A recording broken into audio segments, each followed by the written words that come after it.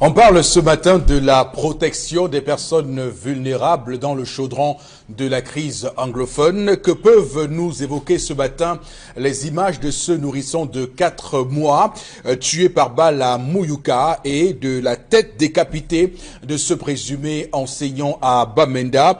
La question qu'on pourrait également se poser par la suite est celle de savoir comment faire pour mettre fin à cette crise insoutenable dont le bilan s'alourdit de jour en jour. Atrocité, horreur. En tout cas, ce matin, le Cameroun retient son souffle face à ces problèmes qui viennent miner, comme vous le voyez, la quiétude de toute une nation. Madame, Monsieur, bonjour et merci infiniment à vous de nous retrouver sur Equinox Télévision en ce mercredi 22 mai 2019. Nous parlerons ce matin des sujets et d'autres. Nous continuerons à dérouler tout ce qu'il y a à dire sur le Cameroun parce que nous sommes un plateau patriote, un plateau républicain, un plateau qui est évidemment dans la lignée de tous ceux-là qui ont fondé cette nation pour que nous soyons, comme vous le voyez aujourd'hui, un pays fier et debout, même si, comme on le voit aujourd'hui, nous sommes mis à genoux par cette crise qui doit absolument être résolue par un dialogue inclusif, comme le demandent la plupart des personnes qui réagissent sur cette question. Bonjour à vous, Monsieur Batchou Chalamel. Bonjour, Monsieur Éric Fopoussi-Negou. Bonjour aux téléspectateurs et un bonjour particulier à Monsieur le délégué général à la Sûreté nationale, Monsieur Mbargangele. Les passeports sont introuvables. Sinon, on sait qu'il n'y a pas de problème au sujet des cartons, mais on ne parvient pas à rentrer en possession des passeports. Pourquoi? Autre question. Pourquoi la carte nationale d'identité peine-t-elle à être remise aux Camerounais? Ceux qui l'ont fait depuis 2017 ne parviennent pas à ce jour à rentrer en possession. C'est des papiers qu'on est obligé de former à carte, qu'on est obligé de couper, d'ajouter sur une succession de prorogations, de la prorogation et de prorogation. Autre question. Pourquoi pour établir la carte nationale d'identité, on a besoin absolument de connaître ou de savoir la région? De quelle région venez-vous? Où est-ce que cela nous amène? Alors, puisqu'on ne peut pas ce matin imaginer un seul instant que le délégué général à la Sûreté nationale, Martin Mbargangele, soit de mauvaise foi, on va juste estimer qu'il y a des réseaux qui se constituent autour de la DGSN pour évidemment manipuler et faire donc payer certaines personnes, puisque nous avons des informations selon lesquelles on doit débourser près de 300 à 400 000 francs CFA pour rentrer en possession de son passeport. Si c'est avéré, si c'est confirmé, c'est extrêmement grave. Je rappelle également que beaucoup de Camerounais s'interrogent pourquoi on est passé de 50 000 francs CFA de l'établissement du passeport à aujourd'hui 68 000 francs CFA. On se pose ces questions-là. Pourquoi cette augmentation? Pourquoi tout cela, monsieur le DGSN? On sait désormais, comme vous l'avez dit, Chalamel Bachou, qu'il n'y a pas de pénurie de cartons comme on l'a fait croire à un moment donné. Non, c'est qu'il y a actuellement des gens qui sont chargés de distribuer ces passeports, qui jouent au petit malin, et qui jouent avec la vie des Camerounais. En réalité, il n'y a aucun problème dans la fabrication des passeports. Le problème se trouve dans la distribution de ces passeports-là. C'est bien d'en parler ce matin, Monsieur Batchou. On vous retrouve à 10h30 dans le cadre de la colère que vous allez nous livrer avec beaucoup d'énergie comme chaque matin. Également sur le plateau, vous, Florazé, bonjour et bienvenue. Merci, Éric Fopoussi. Bonjour à vous. Bonjour à nos millions de téléspectateurs, vous sur le plateau. L'image du jour pour ce mercredi, Éric Fopoussi, après cette célébration du 20 mai, celle de Monseigneur Sostène Baemi, donc évêque de la localité d'Obala, qui a donc reçu cette médaille d'honneur de la part du préfet de la dite localité. On en parle dans le cadre de la revue des réseaux sociaux. Rappelons que cette distinction fait donc pleuvoir pas mal de questionnements chez les Camerounais qui s'interrogent dans un pays en pleine crise socio-politique. Comment on se retrouve justement à avoir cette médaille sur la soutane? On s'interroge encore, il faut pousser d'autres informations en complément. On parlera d'éducation et de politique une fois de plus dans le cadre de la revue des réseaux sociaux. Alors très bien, on va dire que et se poser la question facilement ce matin, Florazé, est-ce qu'un évêque n'est pas un citoyen camerounais? Voilà, c'est une question d'école. Vous répondrez à cette question et vous me ferez beaucoup de bien d'ailleurs en répondant à cette question. Également sur le plateau ce matin, madame, monsieur, Mbombok Bengan est avec nous, c'est le patriarche du plateau, c'est la caution morale de cette émission, c'est le sage, comme on dit, le Mbombok sur le plateau ce matin. Bonjour et bienvenue. Bonjour monsieur Foposinegou, bonjour à vous chers téléspectateurs. Au moment où nous célébrons, commémorons, ou tout ce que vous voulez, où nous fêtons l'unité nationale, il se trouve que le dernier ciment que nous reste, c'est-à-dire les lions indomptables, commence à avoir des fissures. Les lionceaux, c'est-à-dire les Honda 17, c'est-à-dire les moins de 17 ans, je parle aussi un peu anglais, même comme c'est pas bien articulé. Même si on les appelle c'est quoi, c'est les cadets ça? Les cadets ou les bébés lions, j'entends des mots comme voilà. ça. Ils auraient été chassés de l'hôtel hier. D'abord, on leur a privé leur repas de midi. Ils ont été chassés. Et on ne nous dit pas pourquoi. On dit seulement qu'ils n'ont pas les primes spéciales. La prime spéciale que leur réserve le gouvernement n'a pas été donnée. Et voilà. Les gens sont reçus en pompe, ou en grande pompe même au palais de l'unité, le 20 mai. Et le 21 mai, on les chasse. Ce n'est pas de ce ciment-là que nous voulons, les amis. Nous ne sommes pas ce planteur qui veut renouveler sa plantation et au même moment, il décime sa pépinière. Ce n'est pas bon. Voilà. Et on aime beaucoup le jeu de mots qui a été utilisé par un journal ce matin, du palais à la rue. Voilà. Voilà. C'est-à-dire que c'est terrible comment on a pu les recevoir en pompe au palais de l'unité à Yaoundé et qu'ensuite ils soient comme ça expulsés de leur hôtel, l'hôtel Félidac à Yaoundé, l'hôtel qu'on connaît très bien.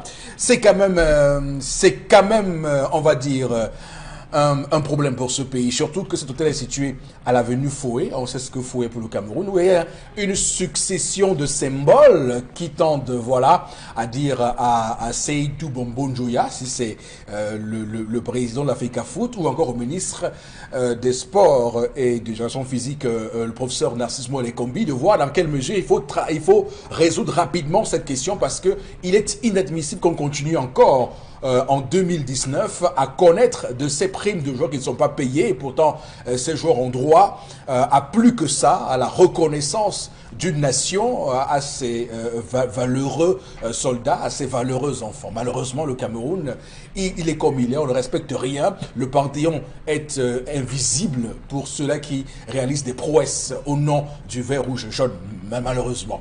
On va démarrer l'émission de ce matin, mesdames, messieurs, avec la première rubrique. Voici Karine Santia qui va nous conter l'histoire de ce matin. Bonjour et bienvenue. Bonjour Eric Fopoussi, bonjour aux téléspectateurs, bonjour au panel aussi. Ce matin, c'est Germaine qui s'est confiée à nous. Germaine dit qu'elle avait 17 ans lorsqu'elle a été prise en mariage pour un homme qui vivait en Belgique. Germaine avait 17 ans, il ne faut pas qu'on l'oublie, c'était en 2005.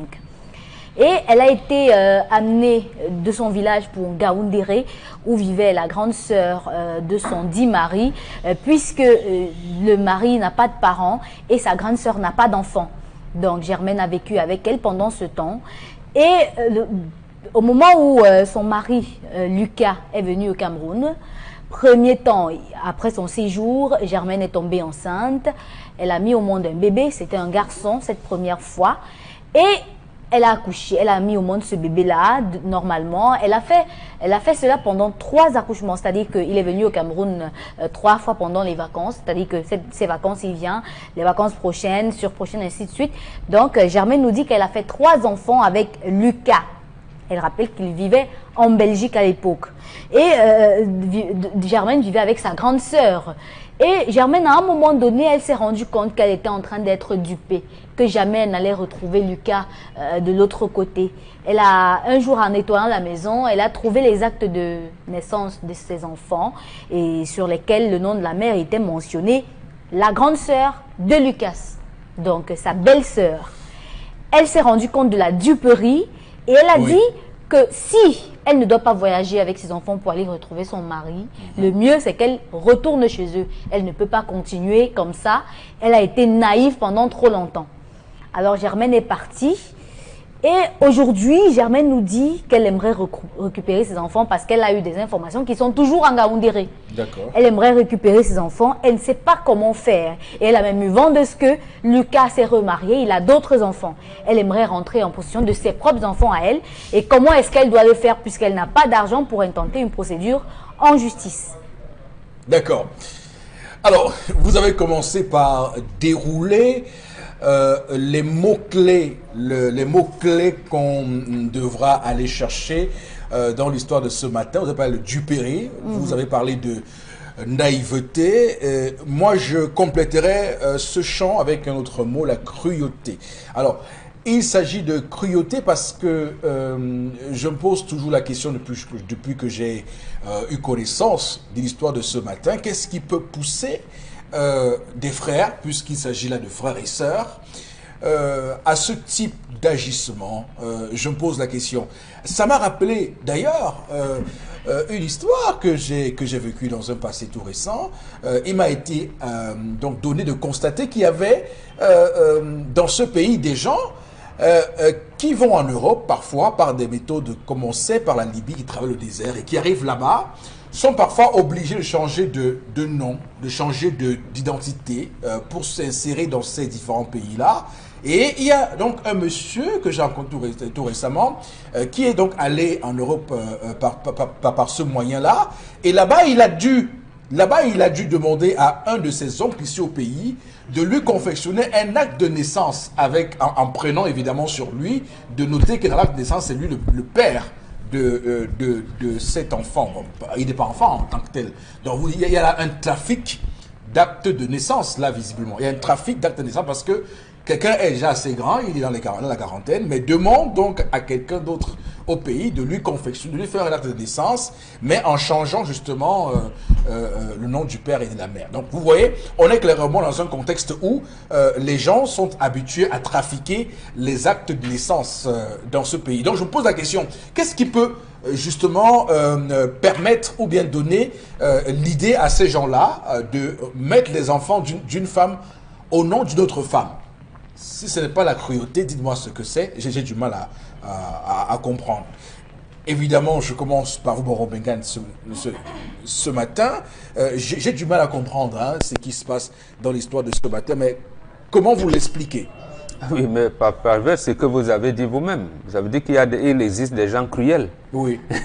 Si le mot cruauté existe, ça veut dire qu'il y a des gens cruels. Et il y a des gens qui sont sans foi ni loi. Donc, ça existe aussi. Oui. Bon, pour le cas de cette fille, 17 ans en 2005, ça fait 14 ans aujourd'hui, ça veut dire qu'elle a 31 ans. Ça veut dire elle a continué dans la naïveté. Première chose, elle est allée dans une famille espérant qu'elle irait en Europe, comme presque toutes les jeunes filles. Et d'époque, on ne les condamne pas tout à fait pour cela, parce que nos dirigeants ont mis le pays là où ils l'ont mis.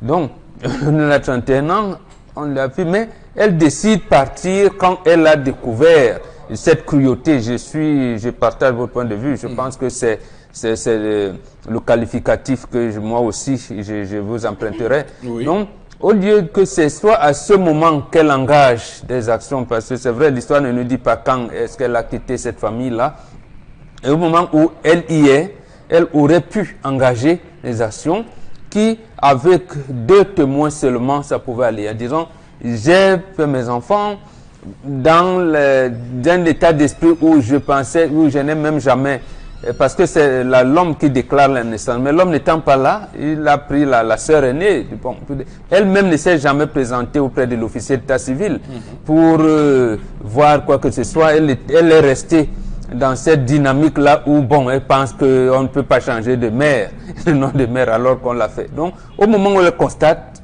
à la maison, elle aurait pu engager les actions à partir de ce moment-là, en ayant des témoins qui vont prouver que sa belle-sœur n'a jamais fait d'enfant, et les enfants étant là, ainsi de suite, et commencer étant là. Mais dans le dégoût, parce que la cruauté dégoûte, elle a été irritée, courroucée, elle a préféré partir. Maintenant, elle revient, ça risque d'être compliqué pour elle. Parce que à ce moment-là, peut-être le tribunal aurait contraint à des tests d'ADN un certain nombre de choses pour pouvoir avoir le gain de cause. Aujourd'hui, qu'est-ce qu'elle fait? Bon, elle vient avec regard social. Vous regardez. Donc, parce que ça ressemble voilà. un tout petit peu au vol de bébé. Voilà. Vanessa Tchatchou, rappelons-nous de cette histoire. Parce que je me pose la question. Elle dit que le père de ses enfants n'a plus de parents. Mais elle aussi, elle n'a plus de parents. On l'a trouvée dans la rue. Voilà, l'histoire ne nous raconte pas ces contours-là. Était-elle une fille abandonnée? Et voilà, parce qu'il y avait les expressions aussi dans notre pays du genre de filles inadaptées sociales. Elle était quel genre de fille où elle est née comme ça, elle est sortie comme un champignon, ou quelqu'un est venu la prendre? Vraiment, voilà, je ne comprends pas. Maintenant, quand elle dit je rentre chez nous c'est où? Pourquoi chez elle, il n'y a personne qui puisse venir voir la situation quand même? Elle a commencé à accoucher 1, 2, 3 enfants. Et personne ne demande. Est-ce qu'elle est mariée officiellement, Karine? Non. Non. Donc on a refusé de l'épouser. Même pas dotée, elle n'est pas dotée. C'est comme on toque la porte et on part avec la femme. Ah d'accord, donc c'est une... Donc, elle a été prise pour faire des bébés. Absolument. C'est un peu cruel ça. Hein? Oui, qu'elle continue avec son action en justice. Il y a les émissions, Regard Social, beaucoup d'émissions. Voilà. Mais dans un cas comme ça, comment on fait pour prouver? Je veux dire, à un moment donné, on fait un test ADN, c'est ça? Oui, absolument. Oh, oui. On fait un test ADN. Oui, pour prouver que c'est elle. Sinon, c'est le vol des enfants. Voilà.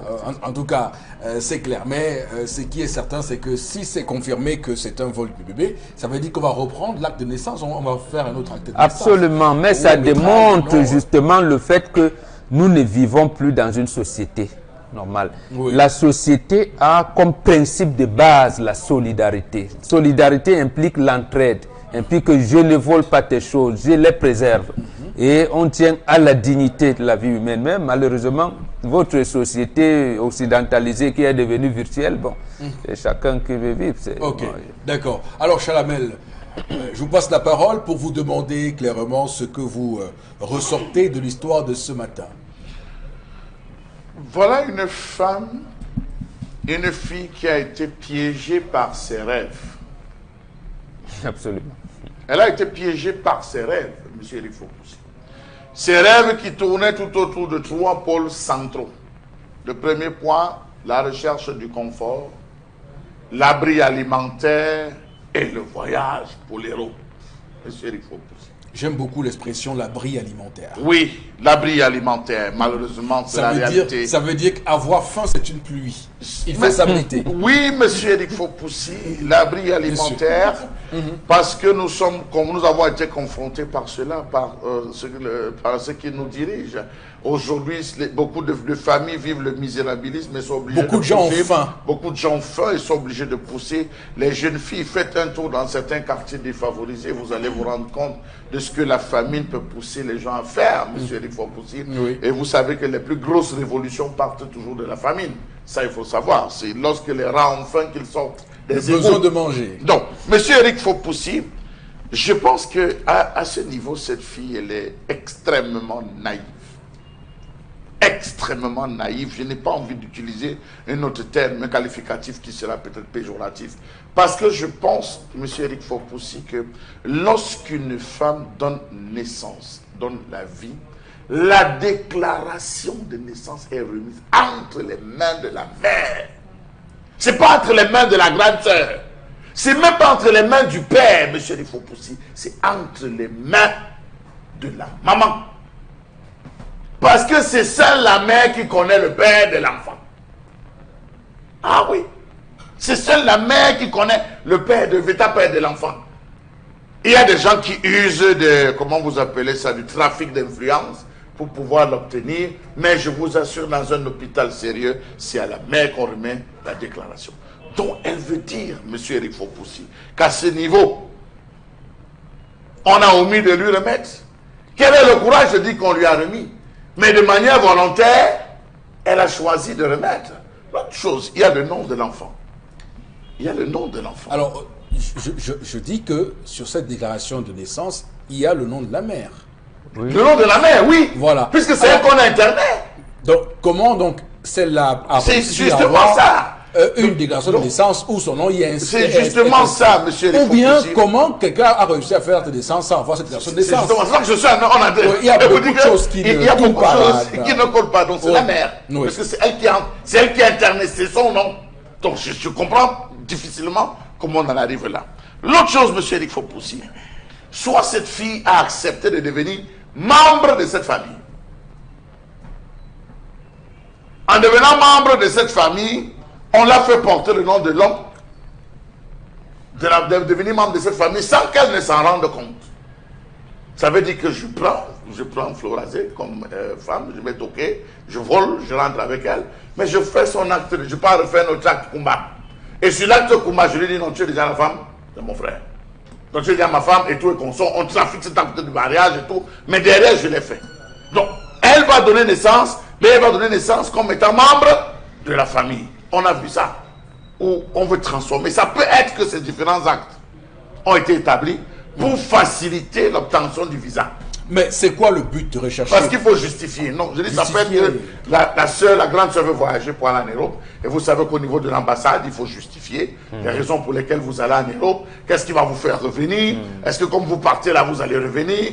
Qu'est-ce qui vous retient au pays? Donc il y a un interrogatoire. Ou alors le regroupement familial s'est fait plutôt avec sa sœur. Avec sa sœur. Non, avec elle qui aurait pu être son époux. Voilà qui Ou bien il s'est marié avec sa sœur. Moi, c'est justement là que je voulais en venir. Voilà. Qu'il peut avoir épousé sa sœur. Absolument.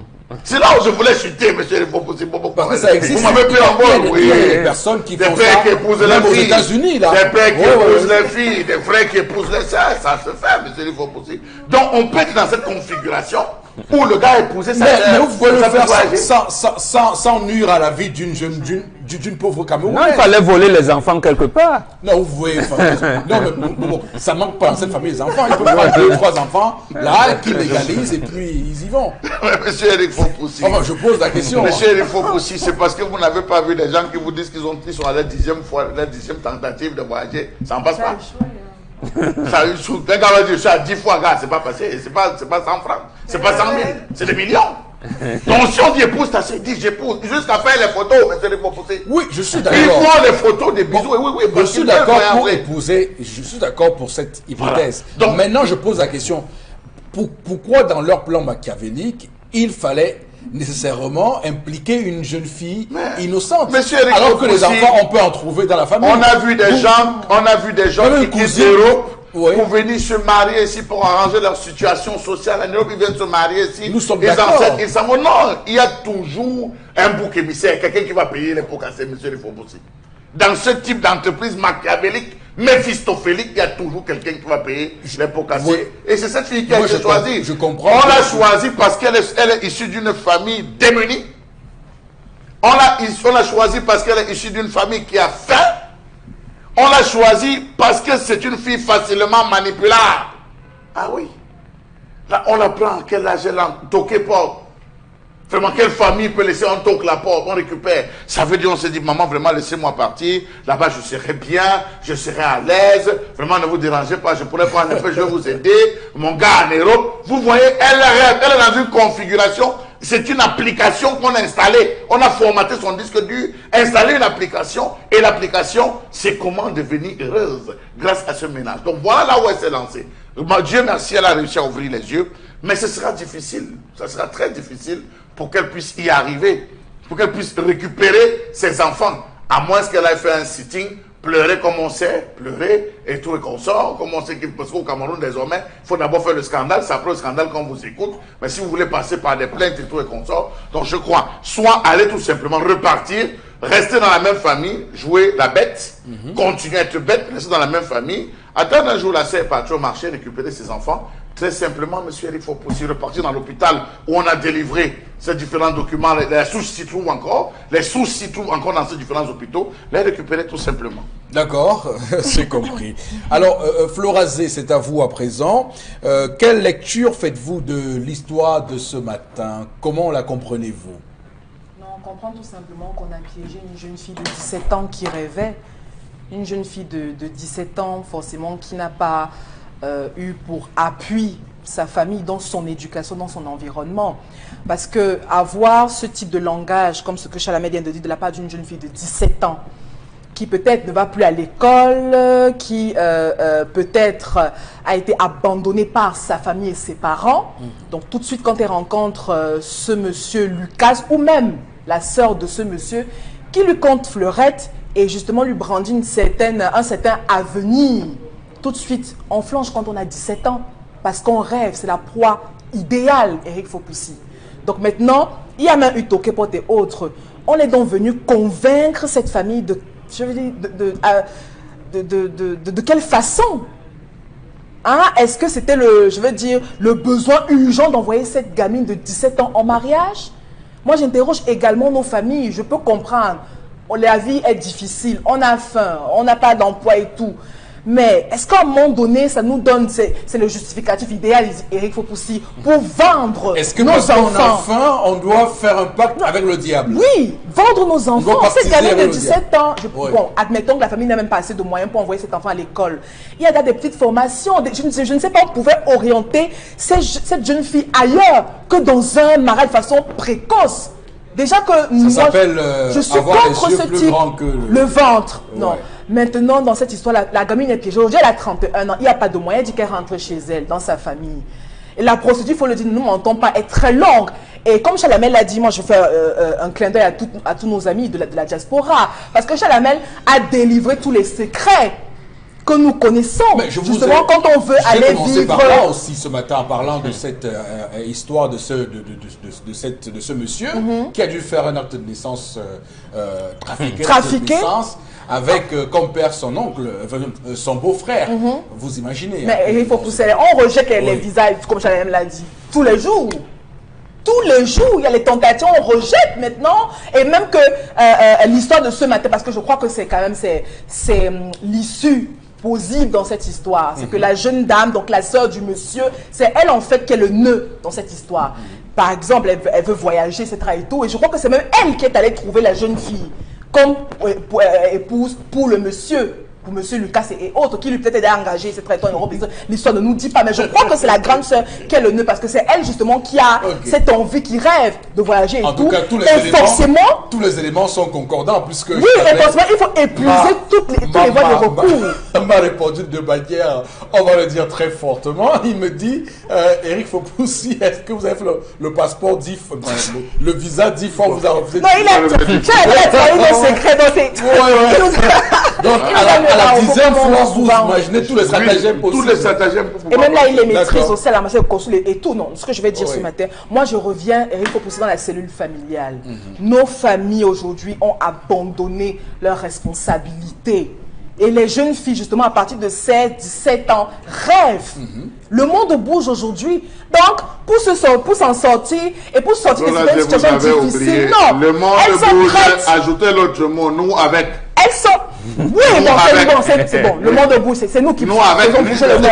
Oui, c'est nous qui faisons bouger le monde. Vous bougez un peu plus même que ce monde.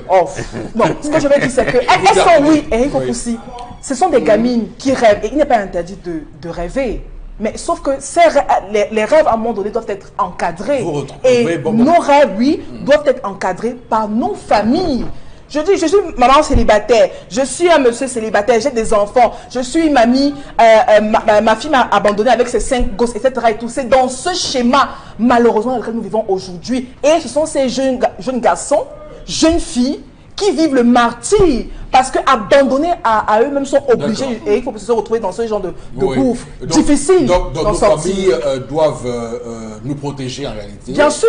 Et voilà, et accepter aussi parfois que voilà, le sort n'est pas bon pour nous. Pourquoi toujours vouloir partiser avec le diable pour pouvoir sortir de la misère? Je comprends qu'il y a la famille, à chaque fois je comprends que les gens aient faim, mais il y a d'autres moyens de réussir sur place, même si le gouvernement a fait comme il a fait. Je rappelle qu'à l'heure où on parle, il y a de nombreux Camerounais qui sont actuellement à la seconde près où on parle sur ce plateau, des Camerounais, des Nigériens, des Nigérians, des Béninois qui sont sur la route du désert en Libye pour aller traverser la mer Méditerranée et retrouver fortune sur les côtes ouest européennes, malheureusement. Alors, Karine Sontia, vous avez la parole, vous aussi, allez-y. J'aimerais quand même dire que ce phénomène n'est pas nouveau. Et c'est un phénomène qui, généralement, dans nos familles, existait lorsqu'on avait une personne dans la famille qui était stérile. C'est-à-dire une maman qui n'a pas fait d'enfant. On choisit une femme qu'on va épouser normalement, qu'on va doter pour quelqu'un, mais qui va faire des enfants. On va peut-être donner un à la personne pour qu'elle ait qui l'accompagne au quotidien. Tout à fait. Mais on ne changeait pas de date. On ne changeait pas l'acte de naissance, et ainsi de suite. Mais elle savait que c'est son enfant. Maintenant, nous sommes quand même dans une situation où une jeune fille, une adolescente a été dupée pour faire des enfants pour une autre femme. Moi, je ne suis pas dans la théorie du voyage de la sœur du monsieur. Je ne suis pas dans cette théorie. Je suis dans la théorie d'une femme qui n'a pas d'enfant et qui... Je vais le dire, que le Seigneur m'en préserve, que Dieu me pardonne, mais qui, parfois, il y a des... Vous avez dit la bêtise, là. Hein, non. Il y a des personnes qui n'arrivent pas à voir certaines choses dans cette vie qui ne viennent pas du hasard. C'est parce que Dieu a vu leur cœur. C'est parce que la nature elle-même connaît le cœur de cette personne. Comment est-ce qu'une femme qui aurait pu être maman, se lève un matin, fait accoucher une autre et récupère ses enfants avec son acte de naissance, avec son nom dans l'acte de naissance? Ça veut dire que elle est venue faire des accouchements, elle est venue faire elle est une pondeuse, elle est ton accoucheuse qui te permettra d'avoir les enfants que tu n'as pas pu avoir de par la nature. C'est quand même grave. Parce que nous sommes dans une situation, dans une société en perte de repères. Vous voyez un enfant qui a deux mères. La mère qui est dans l'acte de naissance, la mère qui sait qu'elle a accouché, mais qui à un moment donné a dit non, je ne peux plus vivre cette duperie et est partie. Comment rester dans cette situation? Quand une Camerounaise ne connaît même pas ses droits, elle ne connaît même pas ce qu'elle doit faire. Elle ne savait même pas à cette époque-là qu'elle peut poursuivre ce monsieur en justice. Elle est entrée quand elle avait 17 ans, mais qu'elle peut poursuivre même cette femme en justice et même faire emprisonner cette femme pour vol de bébé. Parce que nous sommes quand même dans une situation où, aujourd'hui, comment est-ce qu'elle fait pour récupérer ses enfants? Elle n'a pas d'argent pour faire un test ADN. Elle n'a pas d'argent pour tenter une procédure en justice et poursuivre la femme, cette dame, pour le fait qu'elle lui ait, je sais pas, trafic d'enfants ou encore autre chose. Mais nous sommes quand même dans une situation qu'il faut décrier. Beaucoup de personnes vivent cela dans leur chair. Peu ont le courage d'en parler parce que les personnes qui font souvent cela ont de l'argent, sont capables de payer n'importe quel juge pour avoir gain de cause. Le pouvoir de l'argent, malheureusement. Alors, je voudrais dire que c'est un débat qui a cours dans d'autres pays. Le Cameroun, pour l'instant, n'a pas pris l'option de la gestation pour autrui, la GPA comme on dit là-bas chez eux. Je pense que le CRACER a commencé à faire la procréation médicalement assistée. Le CRACER, c'est ce centre de la première de Chantal Biya qui aide les femmes qui ont des difficultés à concevoir et même à accoucher, à pouvoir évidemment avoir le bonheur un jour d'avoir un enfant. Je pense que les résultats sont quand même encourageants. Ça fait des femmes qui réussissent à s'en sortir là-bas. Donc il faut que ces personnes qui inventent des stratagèmes puissent, pourquoi pas se tourner vers cette autre façon de faire. La GPA, la PMA pour s'en sortir. Je veux dire, et même, je regardais hier une super enquête d'Afrique sur évidemment les sorciers d'Afrique et je voyais des gens qui réussissent à faire des choses en Afrique comme les Boro-Bengals, comme ça, qui peuvent évidemment aller se permettre de procréer, permettre d'avoir...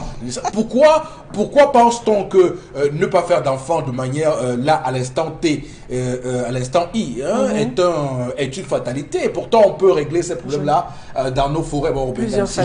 Absolument. Votre contrôle. Hein, non, absolument. Voilà. Donc, arrêtons de prendre des raccourcis au final. Alors, Chalamel, allez-y, juste 30 Monsieur secondes. Fopoussi, il y a un autre phénomène, il faut profiter pour en parler, l'occasion s'y prête. Vous avez des Camerounais qui ont changé d'orientation sexuelle en Europe, qui viennent au Cameroun enceintes de filles, promettant des mariages, reconnaissant les enfants. Une fois qu'ils montent, ils vous oublient, vous la mère, parce qu'adopter en Europe est devenu difficile. Des familles tombent toujours dans cette affaire. Je peux vous dire que l'une des choses que l'Afrique a conservées, qui fait sa force, ce sont les réunions familiales. Si vous vous rendez compte dans une réunion familiale que vous avez un successeur d'un grand-père fainéant, vous l'enlevez, vous le remplacez par quelqu'un de compétent. Les réunions de famille qu'on connaissait, c'était celles où on s'asseyait, on disait quel est le sorcier de la famille. C'est une expression qu'on employait. Le sorcier de la famille, c'est celui qui ne fait rien. Le sorcier de la famille, c'est celui qui ne fout rien, qui met les bâtons aux autres. on s'associe en cotisant en disant on va aider ce sorcier ou cette sorcière de la famille à faire quelque chose. L'année suivante, oui, monsieur le possible, ça prouve que c'est des familles déconstruites. L'occidentalisation est venue déconstruire les familles africaines à telle enseigne qu'elles ne connaissent même plus qui elles sont. On se retrouve à parler uniquement frères, sœurs et membres d'une même famille. Ça peut être que ce type. Ce gars qui en Europe a changé d'orientation sexuelle. Ça peut être même que ce qu'il donne à sa grande sœur, c'est pour adopter, pour facilement récupérer les enfants.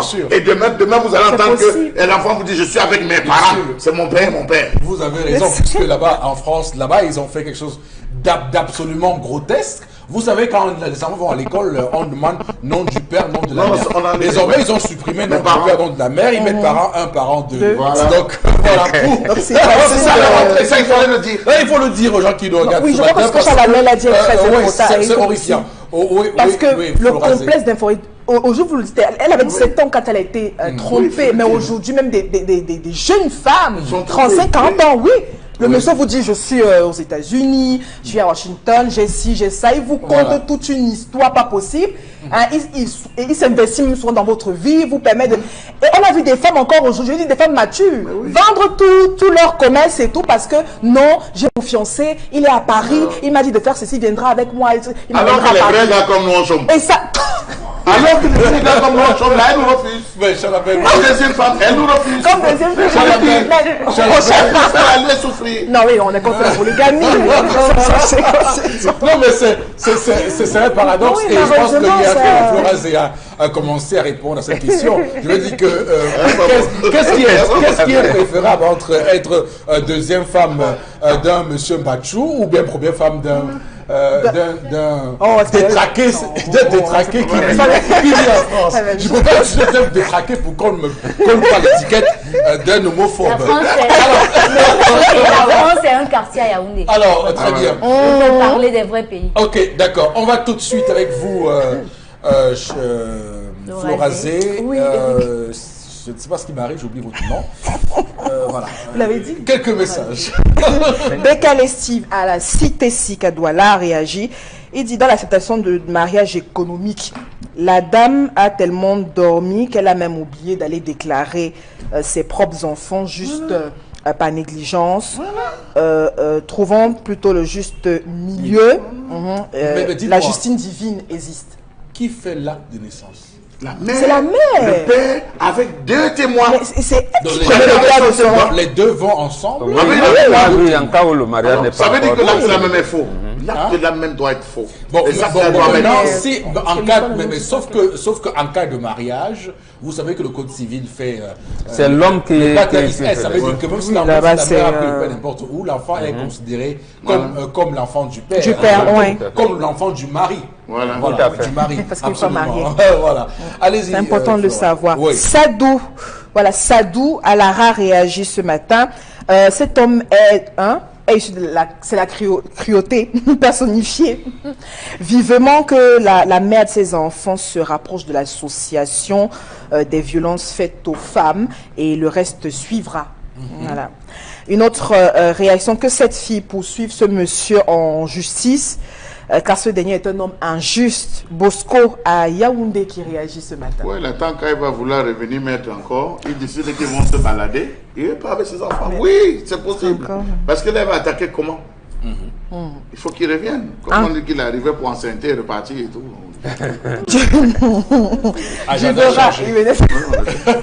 Alors, on va s'arrêter là pour le message, madame, monsieur. Merci de rester avec nous sur Equinox Télévision. Voici la colère de Charles Hamel de ce matin, bien sûr.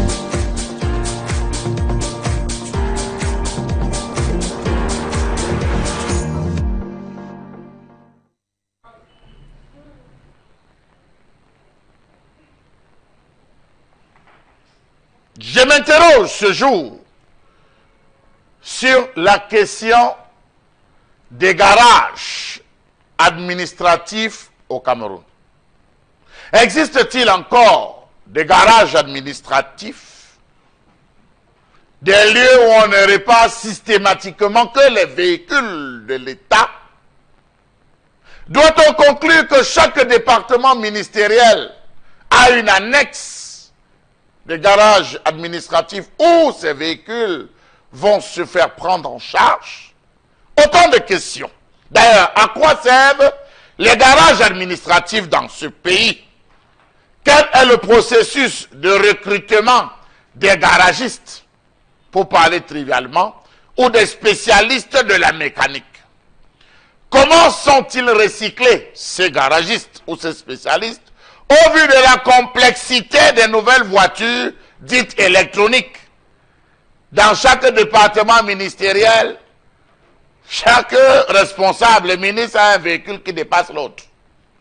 Des véhicules au siège chauffant, des véhicules au siège massant, des véhicules au système hautement complexifié, complexé, des véhicules qui ne sont pas achetés au même endroit. Il y a les États-Unis, le Canada, la France, et j'en passe. Comment comprendre la mafia qui réside dans les garages administratifs de ce pays? Savez-vous que la création des garages annexes dans le ministère a ralenti l'activité de ces services de liaison de l'État? D'ailleurs, ceux qui gèrent les garages administratifs ont-ils un titre foncier qu'on leur a délivré, ou alors sont-ils là pour une certaine période? Parce que ceux qui semblent gérer les garages administratifs sont là depuis plus de 20 ans pour certains, depuis plus de 15 ans pour d'autres. Seule la mort les enlève. Ou alors une faute lourde. Et encore faute lourde, il faudrait se rassurer qu'il n'est pas de parapluie ou de godasses. De nombreux usagers se posent la question de savoir à quoi servent encore les garages administratifs aujourd'hui. Mieux, le garage administratif central de Yaoundé, il sert encore à quoi? Comment comprendre que des budgets soient alloués aux différents garages administratifs, bien que tournant au point mort? Faites un tour dans ces différents services, non pas pour contempler la qualité des véhicules gardés, mais plutôt pour comptabiliser le nombre de véhicules en panne. Trop de véhicules en panne. Les carcasses de véhicules encombrent la cour des différents édifices. Ces spectacles donnent l'impression que le garage administratif est abandonné à lui-même, pour parler du garage administratif central de Yaoundé. Sa réputation ne se conjugue plus qu'au passé. La cour intérieure laisse voir des véhicules de différentes marques dans l'attente d'une hypothétique réparation. Qui viendra d'où et de qui? Point d'interrogation. Comment comprendre le tripatouillage qui s'opère dans les garages administratifs? Vol de pièces, trafic de moteurs, réforme insidieuse de certains véhicules, et j'en passe. Savez-vous que certains responsables de connivence avec des garages administratifs gonflent les factures ou exagèrent sur la gravité d'une quelconque panne? Savez-vous que dans les garages administratifs, les cadres chôment? Ils chôment véritablement depuis que les ministères sont passés à l'électronique. La preuve, comment comprendre qu'il existe des garages administratifs et on se retrouve à faire diagnostiquer les voitures dans les différents centres pour experts automobiles au compte de l'État, du pauvre contribuable que nous sommes? Pourtant, il existe des garages. Comment comprendre le laisser-aller qui existe au niveau du perfectionnement des agents des garages administratifs? On recrute au quartier, on se débrouille, absence de matériel, absence de nouvelles technologies, et on parle de garage administratif. Savez-vous que craignant Cuba, un ministre allait jusqu'à dire qu'il préfère que ce soit le garagiste du village qui regarde sa voiture plutôt que d'aller au garage administratif de peur qu'on ne lui mette le GPS. Question, pour qui roule ce qui nous dirige? Pour les autres ou pour le bas peuple? Alors, d'abord, il faut rappeler que le parc automobile du Cameroun, de l'État du Cameroun, pas du Cameroun, de l'État du Cameroun, est fortement enrichi de nombreux véhicules. C'est la première chose qu'il faut rappeler. Nos fonctionnaires sont consommateurs effrayants de grosses voitures, de véhicules flambant neuf voilà. Donc le parc automobile camerounais est, on va le dire, très bien garni, très bien fourni. Et donc de ce point de vue-là, il faut donc clairement aujourd'hui mettre sur la table la question de ce garage administratif chargé, donc comme vous l'avez dit, Charlamel Mbachou, ce matin, de régler les pannes qui seraient issues de ces voitures relevant du parc automobile de l'État du Cameroun. Donc, premier élément de compréhension. Et maintenant, on va s'interroger sur la manière avec laquelle donc cela est fait et comment ça se passe dans les faits et dans la réalité. D'abord, première chose, il faut interroger tout ce qui est fait et tout ce qui se fait par ces personnes qui sont recrutées dans ces garages administratifs. Et vous l'avez dit, quelles sont leurs compétences et comment ils font pour être recrutés là-bas et quelles sont d'ailleurs évidemment la réponse de ceux qui vont parfois solliciter les services de ce garage administratif. Parce qu'il faut le dire tout de suite, sans embâche à la mêle, il y a beaucoup de gens, il y a beaucoup de fonctionnaires qui préfèrent réparer leur voiture par des garages privés. Hein. Ce n'est pas... Je ne dévoile pas un secret quand je le dis. Donc, malheureusement, nous sommes dans un contexte où une institution qui était prévue pour gérer une situation ponctuelle ne fait plus son travail pour X ou Y raison. Bon, Robingan, quelle lecture vous faites de cette situation? D'abord, il faut préciser que le garage administratif est du ressort de ce qu'on appelle la comptabilité matière. Donc, je pense qu'il existe une direction nationale de la comptabilité matière. Tout à fait. Les problèmes que Charles Hamel a relevés là sont tellement importants que ça implique, j'allais dire, les tripatouillages qui entourent la gestion du patrimoine immobilier de l'État. Ça a commencé, d'abord, je pense que c'est le Premier ministre Peter Mafani Moussongue qui avait commencé d'abord à comptabiliser les bâtiments publics plus les voitures. Et il interdisait à ceux qui sont détenteurs de voitures CA de les utiliser le week-end. Sauf si vous avez une autorisation spéciale. Et qu'est-ce qui s'est passé? Charles Hamel l'a relevé un peu. C'est que vous sortez avec une voiture administrative, vous revenez, j'avais une panne, vous n'avez pas eu d'études, vous faites comment? Vous venez commencer à... Parce que quand on vous enregistre pour la réparation, vous devez dire où vous venez.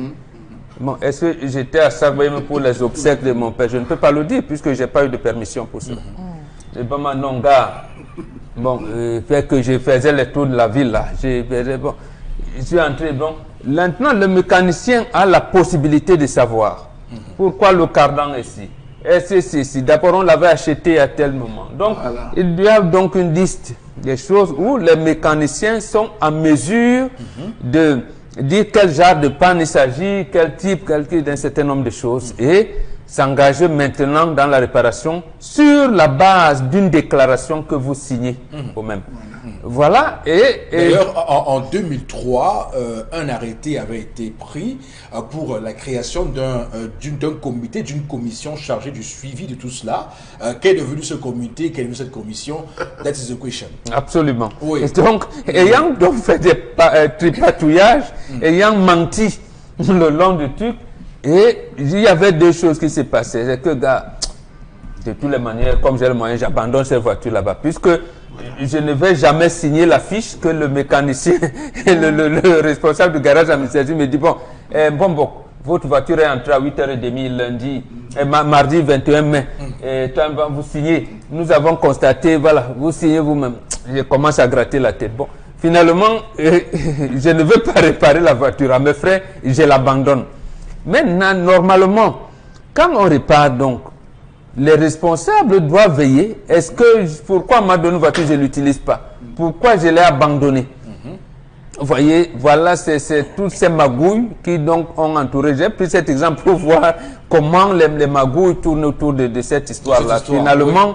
On s'est retrouvé dans cette situation-là où je suis obligé maintenant de venir et dire que non, gars, tu laisses ton dossier comme ça. Donc, je commence à arnaquer les usagers. Oui. Parce que j'ai ma propre voiture que je devrais utiliser. Et je peux venir dire au mécanicien, non, gars, laisse toi aussi la fiche là, dis donc. Prends, voilà. D'accord. Des représailles. Voilà. Donc, un peu malheureusement, on est dans une situation où on a des mécaniciens, des garagistes qui sont recrutés mais qui n'ont pas la compétence. Et de l'autre côté, on a des personnes qui utilisent ces véhicules administratifs à leurs fins, à des fins privées, des fins personnelles, et qui profitent donc des magouilles pour passer entre les mailles du filet, malheureusement, Chalabel. Alors, Karine, quelle est votre lecture sur cette question? Alors, en 2006, le garage administratif de Yaoundé a reçu un coup de neuf. Et au cœur même de la...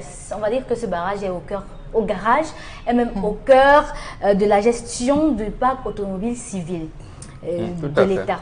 Et ce qui est important à noter, c'est que la plupart de nos personnalités administratives qui utilisent souvent leur véhicule généralement, ils peuvent même aller dans des zones où il n'y a pas de route avec le véhicule administratif juste pour accompagner quelqu'un faire sa doute. Oui, c'est-à-dire qu'on va dans une zone comme Berthois, là-bas, à Nanga et Boko, au fond, avec une voiture administrative, juste pour un baptême, le baptême d'un enfant. Et récemment, on avait parlé d'un baptême qui était, je pense, c'était dans en zone Bassa ici, et les ministres étaient nombreux à être venus là-bas, mais chacun avait son véhicule administratif. Ce qui est quand même important à noter là, c'est comment est-ce qu'on utilise notre matériel qui cause autant de dépenses à l'État du Cameroun. C'est-à-dire qu'après, on prend le même véhicule, on va le réparer dans un garage privé et on fait la facture au nom de l'État du Cameroun. C'est le gouvernement qui doit payer cette facture-là. Ce n'est pas un véhicule privé. Et pourtant, on a bien au Cameroun des garages qui sont censés le faire. Peut-être que le personnel n'est pas aussi qualifié que ça, on ne sait pas. Mais toujours est-il que cela cause d'énormes problèmes à la trésorerie. Le personnel, il y a des personnels pas qualifiés du tout. On sait qu'ils ne sont pas du tout qualifiés. Certains d'entre eux, surtout lorsqu'on questionne leur méthode de recrutement. Florazé, allez-y. Oui, ça fait mal parce que c'est un point également quand on parle des dépenses extravagantes justement du train de vie de nos hauts fonctionnaires, Eric Fopoussi, quand on parle de véhicules de luxe et autres, et notamment qui sont accompagnés par l'État, parce que justement, un fonctionnaire a droit justement à tous ces accompagnements. Mais maintenant, le rôle du fonctionnaire, c'est ça en fait. Nous gérons notre patrimoine de quelle façon? C'est ça la véritable question. Et la preuve, c'est qu'on a affaire justement à des personnages, Eric Fopoussi, mais qui sont là pour se servir soi-même. Comment pouvez-vous comprendre justement, comme ce que Karine disait tantôt, qu'on ait par exemple un ministre, un fonctionnaire avec son véhicule administratif qui va soit faire une course ou soit faire assister à une dot, etc. et tout. C'est une incongruité et qui ne respecte aucune norme, système étatique dans les pays normaux. Des pays normaux. Donc, ce que je vais dire ce matin, c'est que la corruption qui est encadrée par le système étatique, parce que c'est comme ça que ça se fait, ça veut dire qu'aujourd'hui, on ne réprime pas. On aura beau employer des personnes qui ne maîtrisent pas la chose, parce que ça va permettre à certaines personnes, justement, de faire comme ils veulent, sans qu'il y ait comme sanction. C'est ça le véritable problème, c'est qu'il n'y a aucune sanction qui est menée dans ce cas de dérive. Et il faut pousser. Et on n'a que nos larmes pour pleurer. Sanctionner les personnes qui sont dans les garages administratifs. Bien sûr. J'ai fait, dans mes propres démarches personnelles, je suis allée à la délégation de la santé ici même dans le littoral à Douala. C'est un agent qui me dit, Flora, vraiment au Zénith, parlez de ça. Je dis, quand je me retourne, il me dit, regarde les véhicules qui sont abandonnés là depuis, etc. Parce que voilà, c'est quelqu'un, voilà un fonctionnaire, parce que le véhicule manquait, le moteur, etc. et tout. On a abandonné ça depuis. Voilà, il compte. Il me dit vraiment, va au Zénith avec Chalamet et les autres, en parler. Des dérives comme ça, on en voit des tonnes et des tonnes. Et qui sont encensés et qui sont contenus, accompagnés par notre système étatique, parce que c'est comme ça que ça se fait, sans qu'il y ait brimade. Alors, on va s'arrêter là pour cette première partie de ce programme. Madame, monsieur, merci de rester avec nous sur Equinox Télévision, la télévision qui, au-delà de l'image, vous rend compte. On va donc prendre quelques petites minutes et on est de retour dans un court instant pour la deuxième partie de cette émission. Partie de cette émission 10-12 le Zénith.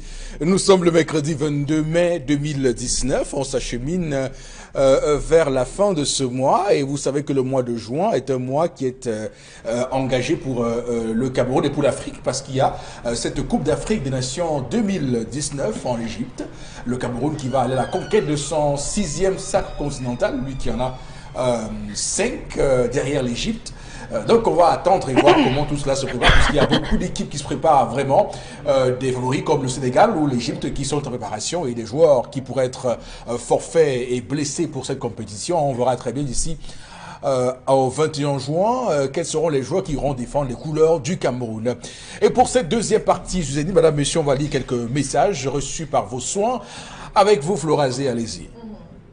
Jean, et réagissez, vous savez comment on recrute dans le public, c'est que vous avez la réponse. Dans quel secteur du public il y a une mise à niveau, s'interroge notre cher ami Jules depuis la capitale politique. Autre réaction. Attention, après, gardez votre réaction. Charles, vous rebondissez sur ce qu'a dit notre téléspectateur là. Monsieur Eric Fopoussi, à quel moment le Cameroun a-t-il choisi de basculer de la mécanique vers l'électronique? Lorsqu'on a choisi de basculer de la mécanique vers l'électronique, a-t-on pris la peine de procéder à l'inventaire de ce qu'on avait comme actifs, de nos actifs et de nos passifs? Je ne pense pas. Dans ce mécanisme, on devait se dire, voilà, les garages administratifs ont d'abord quoi comme véhicule? On évalue quels sont les véhicules qu'on peut rapidement remettre à jour, remettre à niveau. Quels sont les véhicules dont il faudrait se débarrasser? Les véhicules dont il faudrait se débarrasser, aller créer forcément ce qu'on va appeler la casse. Monsieur Eric Fopoussi, la mise sur pied d'une casse pour envoyer tous les véhicules et les transformer, ce qui n'existe pas. Après que ça, comme cela n'est pas arrivé, on est passé à la phase de la mécanique, de l'électronique, monsieur Eric Fopoussi. L'électronique qui n'a pas fait entrer la deuxième composante, parce qu'il y a le véhicule, après le véhicule, il y a le chauffeur. Après le chauffeur, il y a la maintenance. Beaucoup de chauffeurs ne sont pas à jour.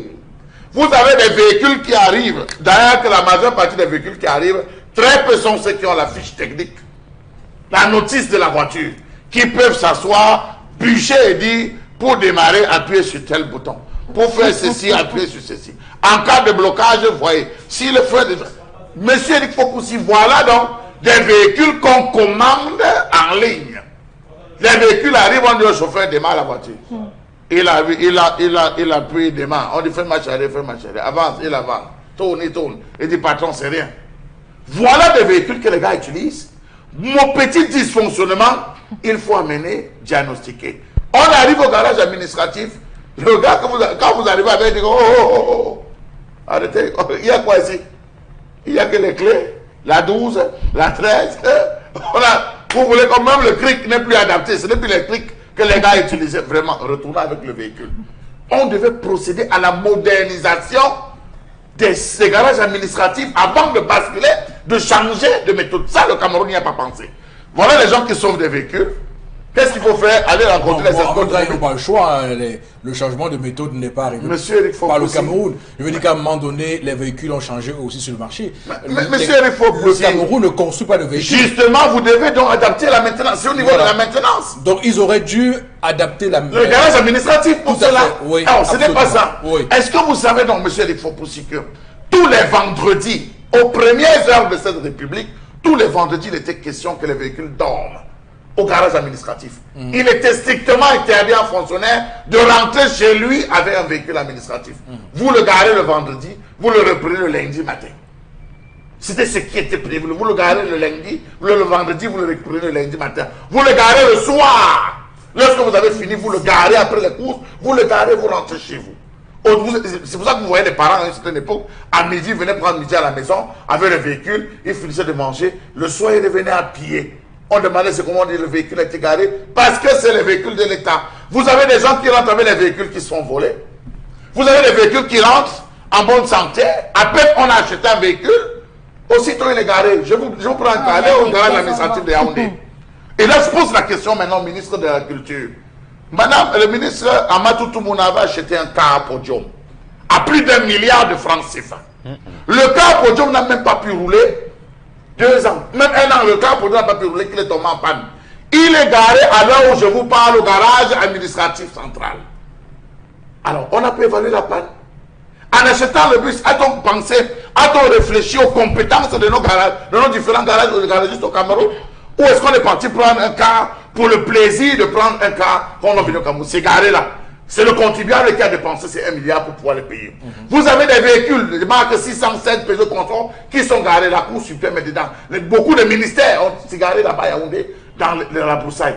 Pourquoi ne recycle-t-on pas? Le moteur a disparu, tel module a disparu, il n'y a plus de roues, les cardans sont partis, on a enlevé pour mettre sur la voiture de X, on a enlevé pour mettre sur la voiture de Y. Dedans, vous avez les commerçants de pièces détachées qui font un tour, qui sont des clients, qui de nuit viennent se ravitailler. Voilà ce que nous avons dans un pays comme le Togo. Quand on vous écoute, il y a aussi une urgence aussi à recycler les personnels de ces garages administratifs. C'est ce que je l'ai dit, il faut recycler. Il y a une nécessité de recycler. Ce qu'on a remplacé, c'est ceux qui étaient morts, ou qui étaient invalides dans la maladie. C'est ce qu'on a remplacé. Il y a 20 ans, il y a les 15 ans, ils sont là-bas fatigués. Et ils ne voient personne passer. Les véhicules, ils ne voient personne. Rappelez-vous lorsqu'on est passé des CA à la série D, lorsque le parc automobile de l'État changeait, on allait le véhicule avec maintenant la lettre D, la série D.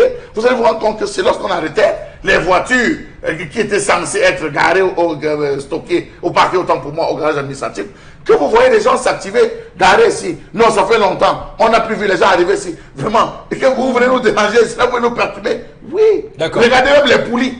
Faites un tour au garage administratif, monsieur le propositeur, même monsieur Adouala. Regardez les genres de poulies qu'on utilise, c'est les palans. D'accord. Les palans de l'époque. Voilà. Donc on met deux boutons, on envoie le feu et on tire. Et pourtant, il y a des machines désormais beaucoup plus adaptées pour les roues, pour les enlever. Mais c'est quand même tout à fait normal ce que vous dites. Hein. Il faut clairement que l'État prenne ses responsabilités. On ne peut pas continuer avec du matériel aussi vétuste d'une autre époque, alors que tous les jours, les constructeurs automobiles créent de nouvelles technologies, adaptent de nouvelles choses à faire. Et nous sommes les premiers, les champions du monde dans ces véhicules, dans l'achat de ces véhicules-là. Il faut donc qu'on fasse ce qu'il faut faire. Et c'est ça. Et c'est là où vous touchez du doigt, monsieur Eric Fopoussi. Parce que ça donne maintenant naissance à un nouveau système qu'on appelle sous-traitance. Une sous-traitance extrêmement onéreuse pour l'État. Étant donné qu'on a des véhicules, vous avez des ministres qui ont des véhicules massants, des véhicules avec frigo. Donc quand il est assis, il faudrait que ça masse son dos. Si le système ne fonctionne pas bien, il va amener ça au monsieur Eric Fopoussi, au carré administratif. Et les coûts, on va surfacturer. Absolument. Merci, monsieur Batcho, pour cette colère. Et les gars sont payés pour ce matin, on va voir ce que nous disent nos téléspectateurs. Florazé, allez-y. Je vous en prie, lisez quelques messages. Djongo à Logbesso réagit, dit le garage administratif accueille des voitures de fonction ou des voitures de service. Il s'interroge. Autre réaction. Qu'est-ce qu'il appelle voiture de fonction? C'est lui, il veut faire une voiture de fonction de comparaison. Ils ont tous pour point commun qu'ils sont tous le patrimoine de l'État, non? À ce qui me semble. Le garage administratif accueille pour les voitures que l'État, qui appartiennent à l'État. Voilà, que ce soit les remorques, les 2 chevaux, tout ce que vous voulez. Non, je dois me rappeler aux gens qu'il existe des voitures de projet. Oui. Ah oui, une fois le projet terminé, doit être garé. Il y a des voitures de projet, j'ai oublié. Il y a des projets qui mettent un temps, dès que vous finissez, vous remettez le véhicule. Voilà, ce n'est pas ça. Voilà. Alors, oui, oui, les voitures administratives sont devenues comme des taxis. Hein. On en fait ce qu'on veut, quand on veut. Et c'est Wilfried à la Cité des Palmiers qui réagit ce matin. Oui, mais on va enquêter dessus quand même. Parce que vous savez, nous sommes un pays champion en projet. Quand ces projets finissent, qu'est-ce qu'on fait de tout ce qu'on a de ces véhicules? Ça devrait être justement au niveau des parcs automobiles, comptabilisé et si possible recyclé pour d'autres projets. Pour d'autres projets, voilà. Le véritable... Alors, Cyril Amourou réagit ce matin. Il dit le véritable problème est que nos autorités ne prennent pas soin de ces véhicules. Alors, parce qu'ils savent que ça sera vendu aux enchères, nous dit-il. Et ils reviendront encore avec les mêmes. Bon, c'est Cyril qui réagit ce matin. Voilà. Autre réaction... Regardez, c'est vraiment grave. Ce matin, vous trouvez des voitures qui ont été achetées à des millions de francs CFA, laissées pourrir au sol pour un démarreur électrique de moins, il dit, de moins d'1 million, de moins de 100 000 francs CFA. Voilà. C'est Roger Adeido qui réagit. Voilà. Il dit, j'avais eu Oui, ça, il faut pour dire Roger. Quand on le dit, on s'appelle quelqu'un qui a vécu, Monsieur qui l'a vécu, oui. ça devrait interroger même sur la qualité de véhicule qu'on doit donner aux fonctionnaires. Un fonctionnaire est censé être sur les axes tous les jours. On devait donner les anciens Range Rover, monsieur le Fopouti. Oui, je veux dire. Mais si, monsieur, les anciens Range Rover, on dit que cette solidité, on est bien voiture, les anciens Range Rover là, pour être sur le terrain. Mais quand vous prenez une, je sais pas moi, c'est les V8 qu'on va donner, 2, 3 tours, on dit l'amortisseur, le cadran, on va jeter, on va abandonner là-bas. Demain, il fait un papier, je n'ai plus de voiture. Non, mais c'est pas sérieux. Il veut le confort. Voiture climatisée, voilà. Siège chauffant. Tout ce qu'il y a comme siège chauffant, Frigo tout le confort qu'offrent ces nouvelles voitures des constructeurs européens et même asiatiques. Américains aussi, puisqu'il y a beaucoup de voitures aussi qui viennent des États-Unis. D'ailleurs, quelqu'un a fait l'autre jour l'inventaire de nos préférences au Cameroun. Quelles sont les voitures qui sont les marques qui sont le plus retrouvées dans le parc automobile du Cameroun? Si ce sont les véhicules qui viennent d'Asie, ou les véhicules qui viennent d'Europe, ou les véhicules venant des États-Unis. En tout cas, on voit très bien que nous, on va un peu partout, hein, que ce soit en Asie, notamment au Japon. J'ai vu la voiture que le ministre de l'AMP a commandé. Un véhicule 4x4 station wagon, monsieur Fopouti. Quand vous voyez, c'est dans les 90 millions. Oui. Quand vous voyez le véhicule, là, vous vous demandez que si la roue là éclate, aussi il y a un problème. On remplace ça comment? Oui. Il faudra commander la pièce. Le contribuable souffre, monsieur Fopouti, pour l'entretien. Oui. Et si si on avait au moins optimisé les garages administratifs, je vous assure qu'on aurait donné de quoi. Ces gars sont payés pour rien et ils le disent. Ils sont payés pour rien.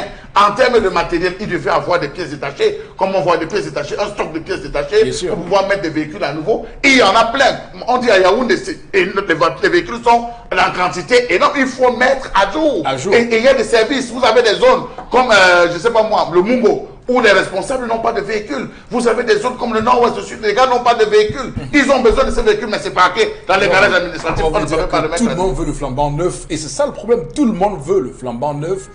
Comme voiture, malheureusement, c'est ce qu'on va observer. Mais je rappelle aussi qu'il y a il y a un dispositif qui est mis en place pour un fonctionnaire qu'à la fin de son service, qu'il puisse racheter le véhicule aussi. Hein, c'est les réformes. Non, pas complet, parce qu'on va penser que nous faisons on sait tous qu'il y a des réformes. Monsieur il faut permettez-moi de vous dire que chaque fois qu'on parle de réformes, la liste des acquéreurs est déjà connue.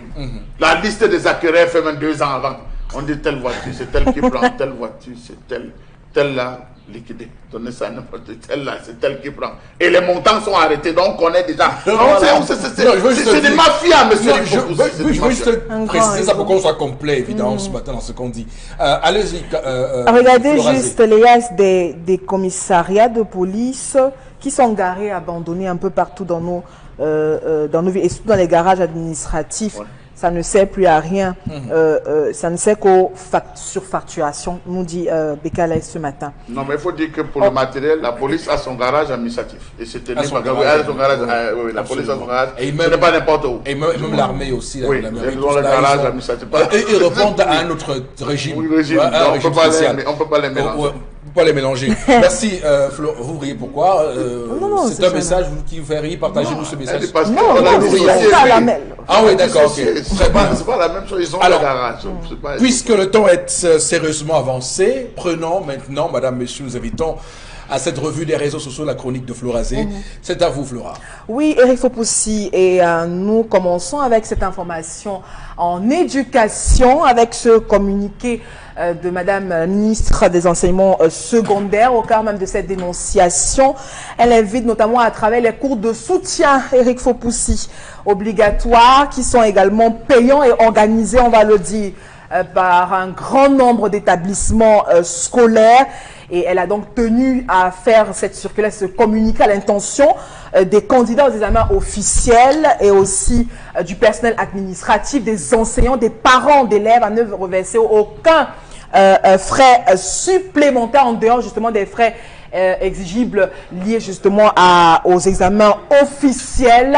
Et donc justement on rappelle que cette information, c'est pas un cas isolés. On rappelle qu'on a toujours dénoncé justement ces cas de cours de remise à niveau obligatoire dans les établissements scolaires, moyennant une certaine somme qui différencie d'un établissement à un autre.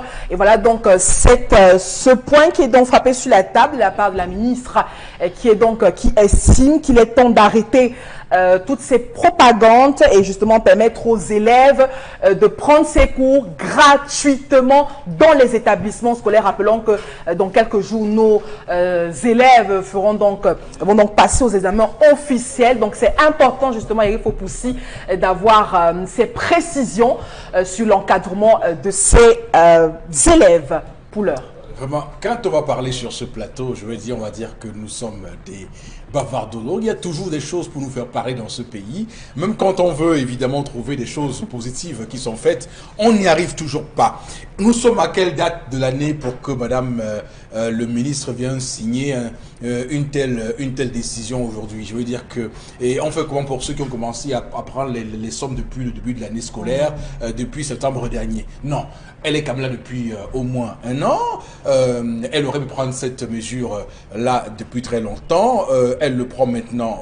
C'est vrai que beaucoup de gens vont dire mieux vaut tard que jamais, mais c'est que la situation, elle est grave, elle est désastreuse, elle est terrible ce qui se passe, cette situation, parce qu'il y a des enseignants qui préfèrent donner des cours à minima pour imposer aux enfants des cours de rattrapage, des cours de renforcement le samedi moyennant de l'argent. Non, à un moment donné, il faut qu'on cesse l'escroquerie dans ce pays. C'est vrai, ils vont me dire, mais Eric, nous sommes payés combien? Nous avons des problèmes d'argent. Écoutez, ce qui se passe là avec ces cours d'appui, c'est également ce qui se passe avec les APE. N'oublions pas que c'est un sujet on attend également Madame la ministre, parce qu'on ne peut pas payer les APE, renvoyer l'argent à Yaoundé. Pendant ce temps, ce qu'on vous renvoie ne vous suffit pas à gérer les contraintes que vous avez dans vos établissements scolaires. Ça, c'est du péril énorme. On est clair, on nage là en plein délire. Donc, c'est des réformes qu'il faut faire, évidemment, mais il faut un timing qui puisse nous permettre de comprendre qu'il y a une réelle volonté de mettre fin à ça. Parce qu'il faut qu'on se le dise, hein, c'est parfois avec la complicité de hauts dirigeants, de hauts cadres de ce ministère que tout cela est fait, évidemment. Bon, Robengan, votre commentaire. D'abord, les cours de répétition, de mise à niveau, ou de ce qu'on appelle, sont sous la responsabilité du chef d'établissement. Est-ce que le ministre, vous l'avez dit, a fait une circulaire que les chefs d'établissement ont passé outre? Je ne pense pas. Les cours de répétition dans nos établissements scolaires publics commencent dès le début de l'année. Donc avant même la fin du premier mois, du premier trimestre, donc nous sommes là en septembre, les enseignants commencent à proposer les cours de répétition aux enfants. Donc pour quel but? Justement, vous l'avez dit, c'est pour un but mercantiliste. Est-ce que pour le ministre, c'est une bonne chose? Elle dit à la fin de l'année que ce n'est pas une bonne chose. Mais ce n'est pas maintenant qu'elle le sache. Voilà. Donc, il faudrait donc qu'elle lui dise, qu'elle veille. Oui. Qu'elle veille que l'année qui commence en septembre 2019, qu'il n'y ait plus de cours de répétition. Maintenant, s'il arrive que des enseignants, il y a eu des accusés de retard, les grossesses pour des femmes, ces accidents, ou j'allais dire des manquements de certains autres, le chef d'établissement, le censeur de cet établissement-là apprécie et réorganise les cours pour ces enseignants-là le samedi, ou alors une prolongation, parce que en fait, les cours finissent à 15h30. On peut faire des relances de 2 heures par jour, ainsi de suite, ainsi de suite. Donc, c'est comme ça, ça va compléter sa note. Par exemple, dit, ne reprenez plus l'argent.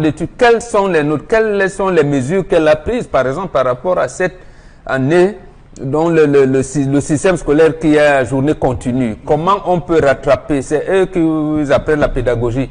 Est-ce qu'après midi, l'enfant peut être apte à suivre le cours? Jusqu'à quel moment? Est-ce que le week-end, il peut être comment? C'est comme ça, parce qu'en fait, l'école, c'est une dimension sociale de la politique dans tous les pays. L'école et la santé. Donc, c'est des secteurs, et vous l'avez dit, on nous estorque l'argent des APE. En fait, c'est des secteurs qu'on peut dire déficitaire, où on est obligé, l'État est obligé d'affecter de l'argent parce qu'on veut une éducation et une santé. On fait trop de guerres, c'est voilà, budgétivore ces guerres qu'on a engagées. Mais malgré ça, nous on paye même les 20 000 francs par élève pour les APE. Oui. Mais où va cet argent? Où va cet argent, justement? C'est pour financer l'éducation, et pourtant on sait très bien que, comme vous l'avez dit, l'école a vocation à être déficitaire parce que il y a des choses que l'État doit prendre sur lui pour assurer une bonne éducation dans son territoire. Mais bon, Opengan, je veux dire, il y a quand même, quand on voit comment tout cela se passe, beaucoup de complicité. Je veux pour preuve ici son communiqué où elle dit « Je viens d'être informée ». Donc, elle dit dans son communiqué, Madame le ministre, pardon, dit dans son communiqué que c'est une situation qu'elle découvre là. Oui, et elle le dit, moi je dis que c'est pas vrai. Elle n'est pas vrai. Elle se rend compte de ce que vous avez dit là tout à l'heure. Oui. En fait, la situation va durer qu'on est à la fin de l'année scolaire. Oui. Donc, au risque de se faire critiquer, elle dit, mais je viens seulement de découvrir, comprendre. Elle a été, c'est une enseignante. Voilà. Elle a enseigné dans des lycées, elle a enseigné dans le supérieur. Voilà. Et elle a dirigé. C'est depuis le 4 mars 2017 qu'elle est ministre d'enseignement secondaire. Voilà. À la faveur de l'aménagement gouvernemental. Alors, Karine, sur cette question, qu'avez-vous à dire? Nous avons vécu dans les lycées et les collèges où on nous faisait, dans les frais exigibles, on introduisait déjà, c'est-à-dire pour le collège, on introduisait déjà les cours de samedi, qu'on avait appelés TD. C'est-à-dire qu'il y avait des enseignants qui préparaient des épreuves, exercices, après exercices, qui venaient le samedi les traiter avec vous. Et ça, c'était payant. Par les élèves. Donc, ça pouvait être 5 000 si vous payez dans vos frais exigibles. Ça pouvait être plus coûteux si vous payez pendant les congés de Pâques. Maintenant, il y a certains établissements qui tissent des partenariats avec certains groupes d'anciens universitaires pour les cours de répétition. Et ces universitaires-là, ces étudiants-là viennent faire des campagnes à l'école, dans des lycées et collèges, pour appeler les élèves à venir faire les cours de répétition chez eux, dans leur centre de répétition. Et il y a encore certains enseignants qui, en classe avec les élèves, ne font pas des cours et vous disent samedi, vous aurez la suite. Samedi, vous aurez la suite, ou samedi, vous aurez plus d'explications. Ça, c'est pour dire à ceux qui n'ont pas encore payé les frais de cours que samedi, vous allez avoir plus d'informations par rapport à l'exercice que nous venons de traiter. Par exemple, on donne des devoirs, les enfants rentrent, ils font les devoirs. Au lieu que le lendemain, à la rencontre avec l'enseignant, on corrige les devoirs, il vous dit non, c'est samedi qu'on corrige les devoirs. Ça veut dire que vous êtes tout le temps renvoyé à samedi pour des choses qu'on peut vous faire là. C'est pas pour rien que l'année scolaire est 9 mois. C'est pas pour rien qu'on a des cours qui varient en fonction des heures et ainsi. Il y a des heures où on ne fait pas de mathématiques, il y a des heures où on ne fait pas ci, il y a des heures où on ne fait pas ça. Et on a quand même dans nos établissements des enseignants ou encore des proviseurs qui, avec les enseignants, surveillants généraux et tout, montent sur pied des plans, des procédés pour continuer à extorquer de l'argent aux parents. On espère que ça ne va pas juste rester un communiqué radio et télé qui va mourir après, mais qu'après il y aura un processus qui sera mis sur pied pour surveiller, pour veiller au bon respect de cette norme-là. Ok. Alors, Charles Hamel, je veux dire, à un moment donné, quand même, il faut qu'on soit honnête et sérieux. Est-ce que, questionnons la nécessité de ces cours-là, est-ce que les enfants sont devenus beaucoup plus bêtes aujourd'hui et qu'il faille... moi, je pose des questions, vous vous exclamez, Flora, qu'est-ce qui se passe? Alors, est-ce que c'est parce que le niveau est bas et qu'il y a désormais une nécessité? Parce que je veux aussi prendre le parti de ces enseignants qui prescrivent ces cours-là. Est-ce que c'est parce que le niveau est devenu très bas et qu'il faut expliquer, réexpliquer, re-expliquer pour que les enfants comprennent davantage les notions à l'école? Monsieur Eric Fopoussi, permettez-moi de revenir en arrière en disant que ceux qui ont eu à composer les brevets professionnels ont utilisé les moyens et la logistique de l'année dernière. Les fonds n'étaient pas disponibles. Je m'attendais à ce que le MINESEC nous dise, Madame Nalova Lyonga, que je vous rassure qu'il n'y aura pas péril sur les examens 2019. Que les moyens seront mis pour permettre aux chargés de mission de se déplacer. Le compte spécial qu'on a demandé, que j'ai demandé personnellement au ministre des Finances, a été mis sur pied. Le Trésor a fourni ce compte. Il y aura l'argent pour les examens. Ça, c'est de la distraction. Ce qu'elle soulève là, c'est de la distraction. Pourquoi? qu'elles disent aux parents qu'elles ne veulent plus comprendre les répétiteurs. Oui, mieux elles sont encore une autre en disant aux parents, je vous interdis de prendre les répétiteurs. Calculez le temps de cours. Vous voyez les enfants. Avez-vous déjà pris la peine d'observer les enfants qui vont à l'école, monsieur Rifopoussi? Vous avez un enfant qui a un sac, il marche comme une grand-mère qui revient du champ avec une hôte. Rempli de. Je dis, il marche, il marche comme une grand-mère qui revient du champ avec une hôte. Interpellez l'enfant, il y a quoi dans ton sac? Tous mes cahiers, tous mes livres. À quoi Et les livres d'activité, ça sert à quoi? Donc vous n'avez pas l'emploi de temps? Non. Donc vous ne savez pas ce que vous allez faire? Non. Imaginez-vous. Non, imaginez-vous. Non mais c'est ahurissant. Ce que vous dites, c'est ahurissant parce que nous sommes clairement dans un tâtonnement, une navigation à vue, même à l'école. Ça veut dire que même à l'école, on fait de la navigation à vue. Bien, si vous comprenez déjà ça, oui. Vous vous rendez compte qu'on est dans l'erreur depuis le commencement. Je dis, vous regardez les enfants comme ils rentrent à 15 heures, l'enfant est là comme ça, des primaires, monsieur les Rifopoussi. Mais on nous a dit qu'il fallait une autre, justement, le unique pour délourdir, pour alléger le cartable des élèves. On vous l'a dit. Dans ce livre scolaire unique n'a rien changé. Monsieur Rifopoussi, à côté de cela, nous sommes dans le secondaire, vous avez des fascicules d'appui qui sont mis pour permettre aux enfants de pouvoir optimiser les niveaux. Vous avez des élèves qui, à un moment donné, demandent aux enseignants, moi je faisais partie de ces catégories, on demandait au professeur, vraiment, prof, on n'a pas compris tel, est-ce que vous pouvez nous expliquer? Il dit les heures sup, on ne me les paye pas, Robert Bélan ne me payait pas les heures sup, alors monsieur, si vous les prenez, je m'assieds. Alors ça pose notre problème des heures supplémentaires. C'est prévu. C'est prévu dans l'argumentation qu'il y a des heures supplémentaires. Pourquoi l'État ne veut pas payer les heures supplémentaires? Ça, c'est considéré comme des heures supplémentaires où des élèves s'associent en demandant, nous voulons travailler. Chaque rentrée, vous avez des parents qui arrivent à l'école, et j'en fais partie. Des parents qui arrivent à l'école et qui demandent aux enseignants, vraiment, je souhaiterais que tu tiennes à part mon enfant. Vraiment, je souhaiterais. Et on aménage. L'établissement s'étant rendu compte que la demande est plus abondante. Qu'est-ce qu'on fait? On essaie d'arranger le programme pour permettre, indépendamment, vous n'avez pas besoin de payer. Mais on vous dit, les TD sont obligatoires, vous ne payez pas. C'est mentionné sur les fiches. Et je demande à madame la ministre de nous sortir une fiche de l'établissement scolaire où on a dit les TD sont payés.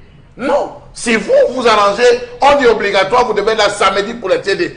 Chaque élève vient avec son fascicule d'appui. Nous, on faisait même des devoirs volontaires à la maison. On faisait des devoirs volontaires à la maison qu'on venait déposer. On disait au professeur que, prof, par rapport au sujet là, j'ai fait des devoirs, essaye de corriger. Le prof se met à corriger. Est-ce que ça c'était prévu? Donc, il ne faut pas qu'on exagère à un moment donné. Vous ne pouvez pas vouloir l'argent du beurre, le sourire du berger, et même monsieur, il faut pousser. Le beurre.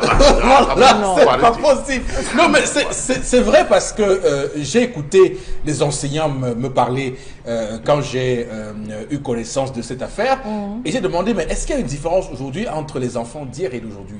Ils m'ont dit, mais monsieur Fopoussi, vous ne savez pas, il y a des enfants casse-tête désormais. Vous avez des enfants? Non, mais je vous dis parce que malheureusement, Florazé, nous vivons dans un monde où on observe les gens. Aujourd'hui, il y a les réseaux sociaux, les enfants sont distraits par beaucoup de choses. Moi, je ne sais pas pourquoi, parce que nous, à notre époque, mais quand vous rentrez de l'école, vous affairiez dans vos cahiers sans qu'il y ait des choses pour vous distraire. Aujourd'hui, il y a des images. Il y a encore une explication. Oui. À une certaine époque, tous les cours pédagogiques, les parents préparaient leurs cours pédagogiques sur un an. Ils avaient tous les cours. Ça veut dire qu'on savait que lundi, on va faire ci. Les enseignants, tant pour moi, on savait on va faire ci. Mais aujourd'hui, on a changé le programme à quel moment? Vous vous souvenez que c'est l'année avait déjà commencé lorsqu'on a changé le programme scolaire, monsieur Eric Fopoussi. L'équipe de Marcelin Bounda. Ils ont changé. On se retrouve avec toutes les coquilles. C'est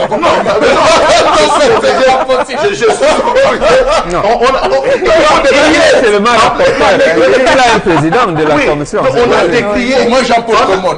Voilà. On a décrié tout au long. On a décrié tout au long, monsieur Eric Fopoussi. Maintenant, les enseignants sont obligés de bûcher avant de venir enseigner. D'accord. Parfois, mais c'est après qu'il enseigne qu'il se rappelle de ses erreurs. Les TD sont bien, monsieur le Fopoussi. Même les cours d'appui sont... Oui, c'est bien. Oui, les cours d'appui sont très bien. Mais moi, j'ai écouté attentivement un inspecteur pédagogique ce matin qui également s'interroge. Est-ce que tous les enfants ont besoin de cours d'appui? La vérité, c'est que non. Non. Et c'est au chef d'établissement, aux enseignants, de recenser les élèves qui ont besoin, parce que, oui, qui ont besoin d'orientation, qui ont besoin d'être entraînés, d'être suivis par rapport à une matière à une autre. Mais c'est un foot dans les établissements scolaires. Même moi-même, j'ai dit qu'on a payé les cours. C'est depuis 30 ans qu'on vit ce genre de... Oui, on paye. Pourquoi il faut pousser? Allez dans nos hôpitaux, venez dans nos établissements scolaires. C'est le commerce. D'accord. En tout cas, moi, je vous dis sincèrement, moi, j'ai pas eu besoin de coup d'appui. Oui, justement. Les élèves, tous les élèves n'ont pas besoin de coup d'appui. Mais je dis bien, si les coups d'appui existent, c'est parce qu'il y a des élèves qui en ont besoin. Bien sûr, oui, il faut les recenser. Je n'imagine pas un seul enseignant, bon, il peut avoir des brigaleuses, ça c'est d'accord, mais qui prend sur lui de manière volontaire de donner des cours à minima, de bâcler un cours parce qu'il souhaite avoir de l'argent. Non, mais vous êtes en train là de porter atteinte à l'honorabilité d'une... On ne peut pas les citer. On ne peut pas les citer ici, il en existe. J'en ai parlé personnellement à certains. En face, je leur ai dit, Chicha, c'est pas comme ça, c'est pas comme ça, voilà. C'est des brebis galeuses. Oui, absolument. Elles sont nombreuses alors. D'accord. Donc, on va saluer ce matin tous les enseignants qui nous regardent. Ils font un travail exceptionnel. D'ailleurs, c'est un métier noble. C'est le plus beau métier du monde, dit-on. On va, Florazé, continuer avec vous dans votre revue des réseaux sociaux. Oui, Eric Fopoussi en sport, avec justement cette information qui crée le buzz sur la toile. Vous vous souvenez que nos Lions U17 ont été arrivés au Cameroun en triomphe. Et tout de suite, la presse s'interroge sur cette affaire de prime. Les Lions U17 au palais, à la rue, c'est au rejeton. Rappelons qu'ils ont donc été, pour plus de précision, été expulsés de leur hôtel. Rappelons après la célébration, après ce grand cocktail bien arrosé. Là, tout de suite après, ils ont été expulsés de leur hôtel. Maintenant, tout de suite, la FECAFOOT aussi mis dos au mur et depuis hier déjà a pondu un communiqué justement en disant qu'il n'y a aucune affaire de prime qui est donc liée au Lion U17. On continue de s'interroger. Eric Fopoussi sur la gestion du sport au Cameroun avec cette jeune pépinière qui est encore obligée de passer par ce type de problématique. On en parle et sur la toile, les Camerounais estiment que c'est encore désolant. Très désolant d'ailleurs. Nous croyons cette époque révolue. Malheureusement, nous revenons à nos habitudes. L'habitude étant une seconde nature et ayant la peau dure dans ce pays, malheureusement, on se rend évidemment compte que la question des primes est désormais l'apanage des Lions cadets, des U17 comme vous dites, malgré leur triomphe, malgré ce qu'ils ont réussi à faire comme performance dans cette CAN 2019. Rappelons que 2 d'entre eux ont été sélectionnés ou pré-sélectionnés par Clarence Seedorf, dont le capitaine Steve Mvoué. Donc on espère que lui aussi n'est pas... il devrait être confirmé puisque, comme on l'avait dit, c'est une pépinière et une pépinière est censée grandir avec et devenir plus tard l'équipe Fagnon, l'équipe nationale Fagnon du Cameroun. Bon, Bengan, qu'est-ce que cela vous évoque comme commentaire? La désolation. D'abord, oui. Les Lions, selon ce communiqué de la FECAFOOT, disent que chacun a reçu une somme de 1 200 000 francs. D'accord. 800 000 francs avant la finale et 400 000 francs de leur retour de Yaoundé. Mais le communiqué ne précise pas les détails. Les Lions ont droit à 4 primes. Prime de présence, prime olympique, prime de match et prime de qualification. Quelles sont les primes qu'on a payées et à hauteur de combien on les paye? En plus, le gouvernement a parlé de primes spéciales. Quand on dit, ça veut dire que c'est la 5e prime qui a été ajoutée. Ça a été payé ou pas. C'est d'ailleurs pour cette raison d'attente de primes spéciales qu'on les a maintenus dans cet hôtel. Est-ce qu'on pouvait donc le maintenir dans cet hôtel en leur disant les 1,2 million qu'on a donné à chacun, comme on dit au quartier, vous mangez dedans ou bien du tout, puisqu'on leur a interdit de nourriture. Vous restez à l'hôtel jusqu'à quand? Au moins jusqu'au 21. Puisque voilà ce qui s'est passé. Donc, et aucune information n'est passée en leur disant après la réception au palais de l'unité, le lendemain 21 à midi, avant midi, vous libérez. On ne leur dit rien du tout. Ils sont là. On les ridicule, et ça nous rappelle donc les mauvais souvenirs. Il y a eu des gens après la Coupe des Nations vraiment gagnée en 2000 en Guinée équatoriale, les gens comme état même ailleurs, on les avait maintenus à Yaoundé comme ça. Le gars avait d'ailleurs été sanctionné à son club. En 2000, c'est au Nigeria, non? Oui, voilà, au Nigeria. Il avait été sanctionné dans son club. Et parce qu'il revendiquait, d'abord il était parti sans argent. Ils ont décidé l'argent. Bon, pourquoi il revendique? On commence à dire même, ah, est-ce qu'il est même Camerounais? Bon, voilà des choses qui commencent aujourd'hui avec ce qu'on appelle les bébés lions, les lionceaux. Comment vont-ils grandir? Dans quel état d'esprit? Un état d'esprit que, voilà, nous avons des champions qu'on va commencer à ternir l'image maintenant. Et on ne dira pas que ce sont les médias qui ternissent l'image du Cameroun. Absolument. D'accord. Alors Charles, sur cette question. Monsieur Eric Fopoussi, vous savez, il vient d'entrer dans ce qu'on appelle le baptême de feu. On vient de les baptiser. Ils n'ont qu'une seule chose à faire, se taire, ne rien dire, parce que s'ils commencent à créer des polémiques aussitôt, ils ne seront plus sélectionnés. On l'a vu et on le sait parce que ces jeunes se sont confiés. Ils se sont confiés à des proches, ils se sont confiés à leurs parents sur la méthode avec laquelle on les a traités, monsieur Eric Fopoussi. Je m'attendais à ce que, lorsque ce communiqué de l'Africa Foot sorte, qu'on présente avec preuve à l'appui, même si ce n'est pas avec des noms, qu'on présente à preuve à l'appui en disant tel, ils ont perçu X, ils ont perçu Y, voici les conditions, puisque vous voulez qu'on en parle. À un moment donné, monsieur Fopoussi, il faut fermer la bouche, si c'est des détracteurs, il faut fermer la bouche des détracteurs. Il faut dire, voici que on lance un défi, que celui qui n'a pas perçu se plaigne. Mais ce n'est pas ça, on vous dit non, ils ont perçu 800 000 quand ils partaient, 400 000. On l'a vu avec les lions seniors. On a dit, on remettait même, avant qu'ils ne montent dans l'avion, on remettait à la passerelle. On comptait, on dit, on est en train de remettre l'argent, mais au retour, plus personne n'a. C'est ça le truc au Cameroun. Pourquoi est-ce que le Camerounais est méchant à ce niveau? Pourquoi est-ce que le Camerounais ne veut pas voir son frère réussir? Dans la musique, on retrouve les mêmes problèmes. Vous avez des artistes qui vont percevoir leurs droits, se retrouvent à prendre 10 000, 15 000. Vous avez des joueurs qui ont prouvé qu'ils peuvent payer les donner ces primes. C'est par ça qu'ils vivent. Bientôt, ils vont arrêter de jouer. Ils peuvent avoir un claquage, se retrouvent. Vous avez raison, c'est le mauvais cœur. C'est le mauvais cœur. Le très mauvais cœur, absolument. Un très très mauvais cœur. Flores, et terminons. Oui, nous terminons, il faut aussi avec cette image. L'image du jour, une médaille sur la soutane. On s'interroge en tout cas sur la toile. Je rappelle qu'elle fait également le tour des réseaux sociaux. On voit donc Monseigneur Sostène Baemi, qui a donc évêque d'Obala, précisons-le.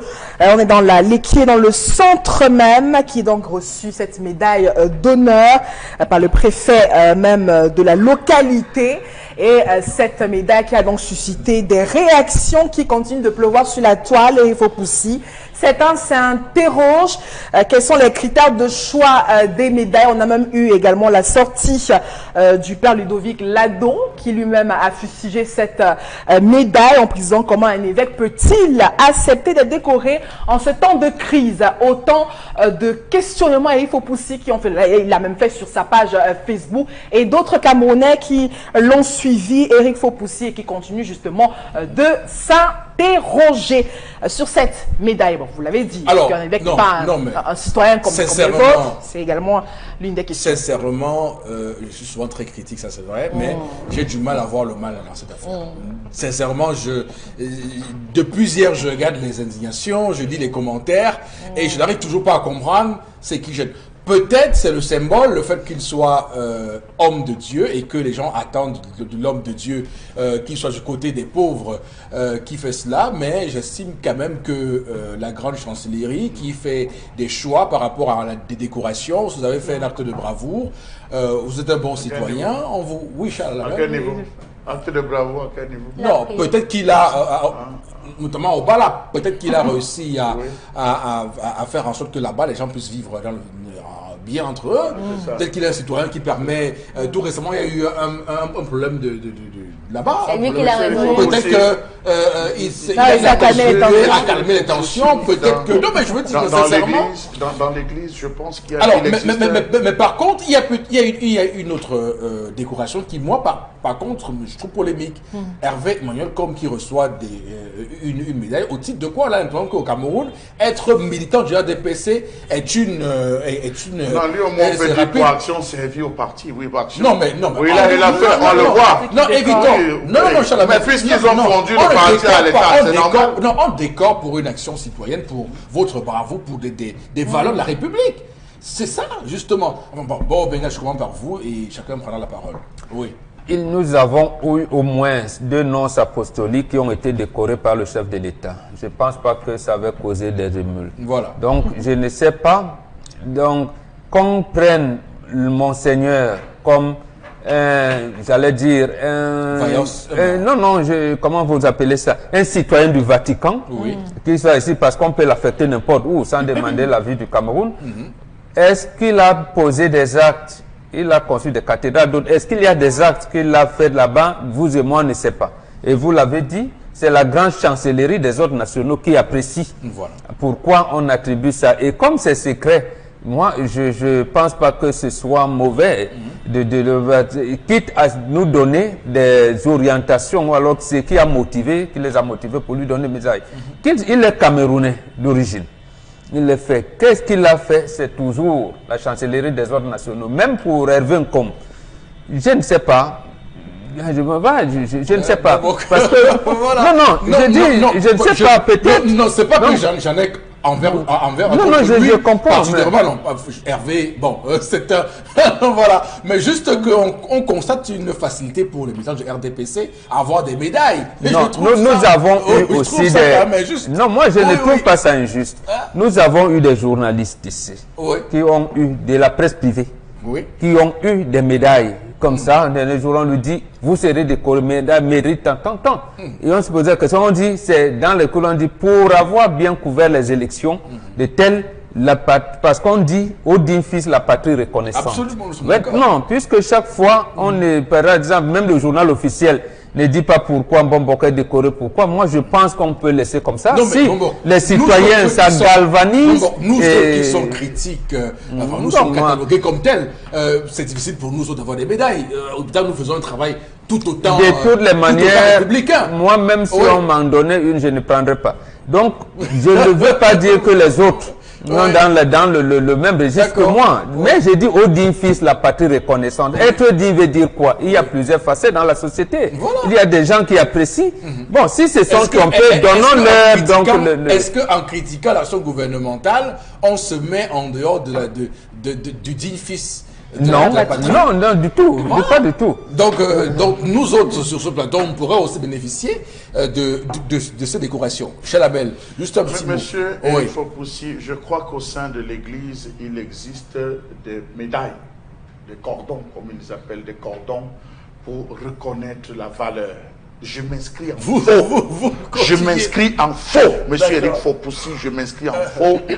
Parce que jusqu'aujourd'hui, on est en train de critiquer, on dit à l'Église qu'elle devait être du côté des pauvres. Et c'est bon pour qu'il dit, comment lire la Bible à quelqu'un qui a faim? Comment dire la messe à quelqu'un qui a faim? Non, monsieur Eric Fopoussi, avec toutes les récriminations, permettez-moi. Non, vous terminez, on n'a plus que 10 secondes. Rapidement, on n'a plus le temps. Merci Florazé pour cette revue des réseaux sociaux, malheureusement. C'est le temps qui fait. On va s'arrêter là maintenant pour prendre, madame, monsieur, interpellation. On va regarder l'élément tourné par Cédric Chouna et ensuite, nous ferons un commentaire de 30 secondes sur ce plateau. Il n'y a pas beaucoup de temps, donc on va y aller au pas de course. À tout de suite.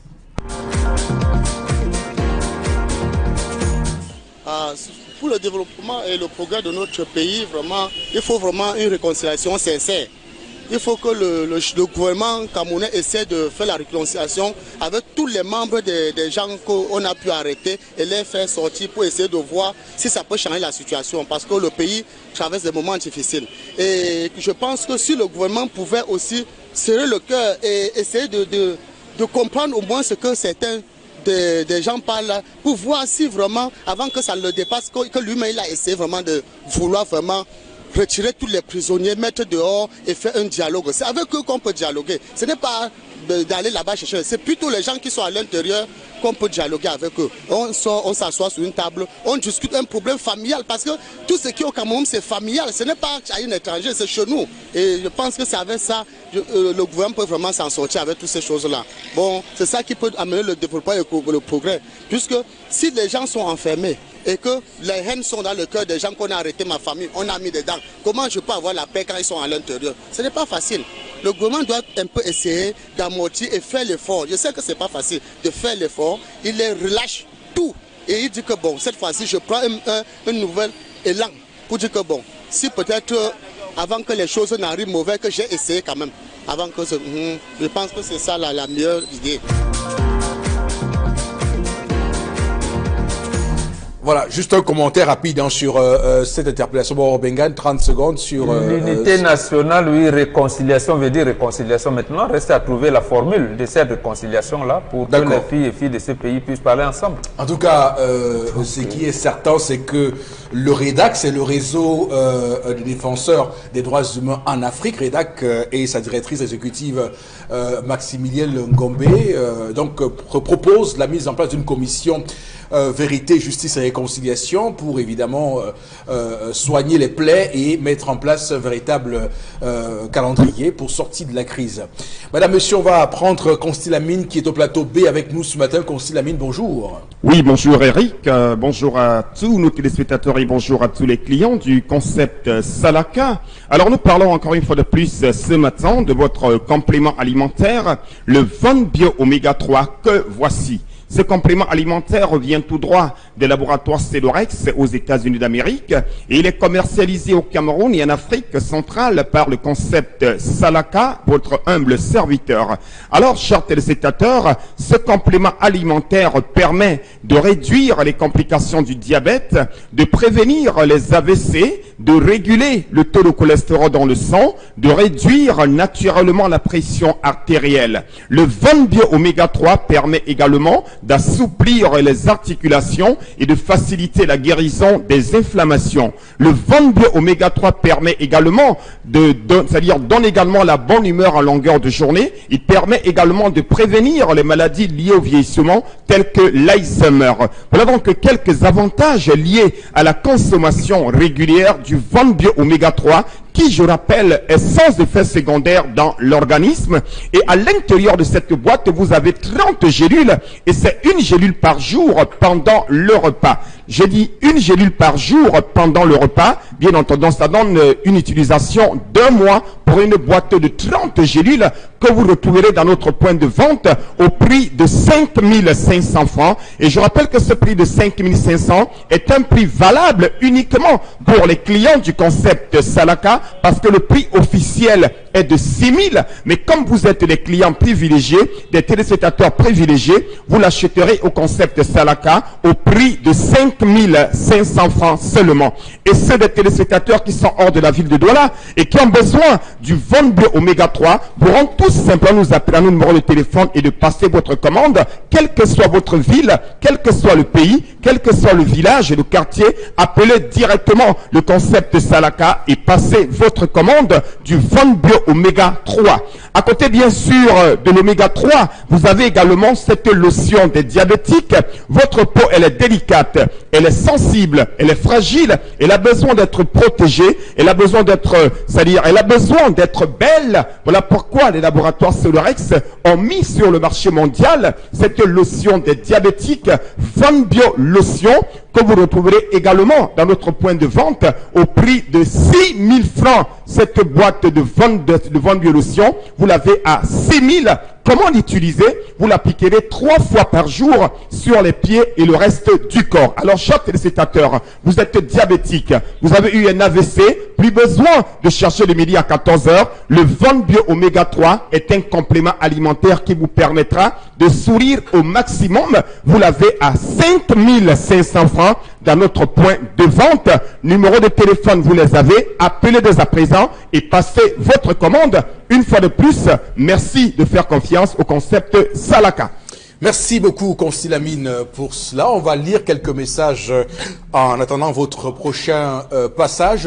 Florazé, je vous interpelle une fois de plus. Hein, oui, Eric pour ce travail. Alors, avec cette réaction, commençons d'abord par consulter les contenus des programmes. On ne se soucie même plus de la consistance des cours. Le volume des livres a étonnamment été réduit. Le volume des livres, oui, la consistance également, oui, très bien. Alors, autre réaction, à l'époque, l'enseignement était valorisé et pris au sérieux. Maintenant, c'est négligé. La vie est devenue difficile. Il faut trouver des moyens pour subvenir à ses besoins. Et de plus, il y a des élèves qui comprennent à l'instant, d'autres après lecture et application. Mais pendant les congés, tout le monde est à la maison. D'accord, merci. Consilamine est là, une fois encore. Consti, c'est à vous. Hein. Allez-y, je vous en prie. Alors, une fois de plus, le concept Salaka revient. Cette fois-ci pour parler de la poêle Red Copper. Nous allons tout d'abord souhaiter par anticipation une bonne fête des mères à tous les mères du monde entier. La fête des mères va se célébrer ce dimanche 26 mai 2019. Et à l'occasion, bien sûr, de la fête des mères, le concept Salaka et les magasins 1001 tapis vous offrent quelques jours de réduction spéciale. Vous avez pratiquement 4 jours de réduction, notamment le mercredi, le jeudi, le vendredi et le samedi 25 mai pour bénéficier d'une réduction spéciale sur les prix des poêles Red Copper et bien sûr de la paire de gants Super Gants. Le temps bien sûr de rappeler à tous nos téléspectateurs que la poêle Red Copper et la paire de gants sont déjà en promotion, mais à l'occasion de la fête des mères qui va se célébrer ce dimanche, nous vous donnons encore une réduction spéciale sur le prix qui vous sera affiché tout à l'heure à l'écran. Alors parlons bien sûr du prix. Vous avez la poêle Red Copper, vous l'avez à 14 000 francs. Cette magnifique poêle, vous l'avez à 14 000. Du côté bien sûr du magasin 1001 tapis, c'est bien sûr le prix à débourser pour avoir la poêle Red Copper. Mais comme on a parlé de réduction spéciale, on a parlé de fête des mères, nous allons permettre à tous les clients qui vont commander dès à présent la poêle Red Copper de l'acheter à moins de 14 000 francs. Vous avez jusqu'à samedi prochain pour bénéficier de cette réduction spéciale. Le temps de rappeler également que la poêle Red Copper que voici est une poêle qui ne colle pas. Elle est légère, elle est bien sûr durable, elle est spacieuse, elle permet de réaliser en un temps record vos fritures sans utiliser de l'huile. Oui, on n'a pas besoin d'utiliser de l'huile quand on utilise le Red Copper. Vous l'avez à 14 000 francs au magasin 1001 tapis, mais à l'occasion de la fête des mères, je vous le rappelle encore, vous l'achèterez à moins de 14 000. À côté bien sûr de la poêle Red Copper, on a ces gants de cuisine que voici. Vous les connaissez déjà, je vous les représente encore ce matin. Vous les avez à 5 000, qui est déjà un prix de promotion, mais à l'occasion de la fête des mères, vous les achèterez à moins de 5 000 francs du côté bien sûr du magasin 1001 tapis. Et cette réduction est également valable sur le prix de 16 500 francs, qui est le prix de promotion de l'ensemble d'une poêle et de la paire de gants, dont vous l'acheterez également à moins de 16 500 francs pour tous ceux qui ont besoin de la poêle et de la paire de gants. Alors, chers téléspectateurs, acheter un article, c'est bien, mais l'acheter au concept Salaka, c'est encore mieux, parce que le concept Salaka, c'est la qualité, la garantie, le respect de la clientèle et surtout les prix les plus abordables. Alors, n'hésitez surtout pas, appelez dès à présent. Vous êtes à Yaoundé, à Garoua, à Maroua, c'est la même faveur à tous nos clients qui nous écoutent en ce moment. Je vous l'ai dit, je vous le rappelle, moins de 14 000 pour la poêle Red Copper et moins de 5 000 pour la paire de gants. Et l'ensemble de la paire de gants et de la paire Red Copper, de la poêle Red Copper, vous l'achèterez à moins de 16 500 francs au magasin 1001 tapis et nulle part ailleurs. Consilamine, on se retrouve, madame, monsieur, demain. C'est ici que prend fin, vous l'aurez sans doute remarqué, le programme de ce matin. On va donc vous inviter à rester sur nos programmes sur Equinox Télévision qui s'enchaînent au courant de la journée. Donc à demain 10h, que Dieu bénisse le Cameroun.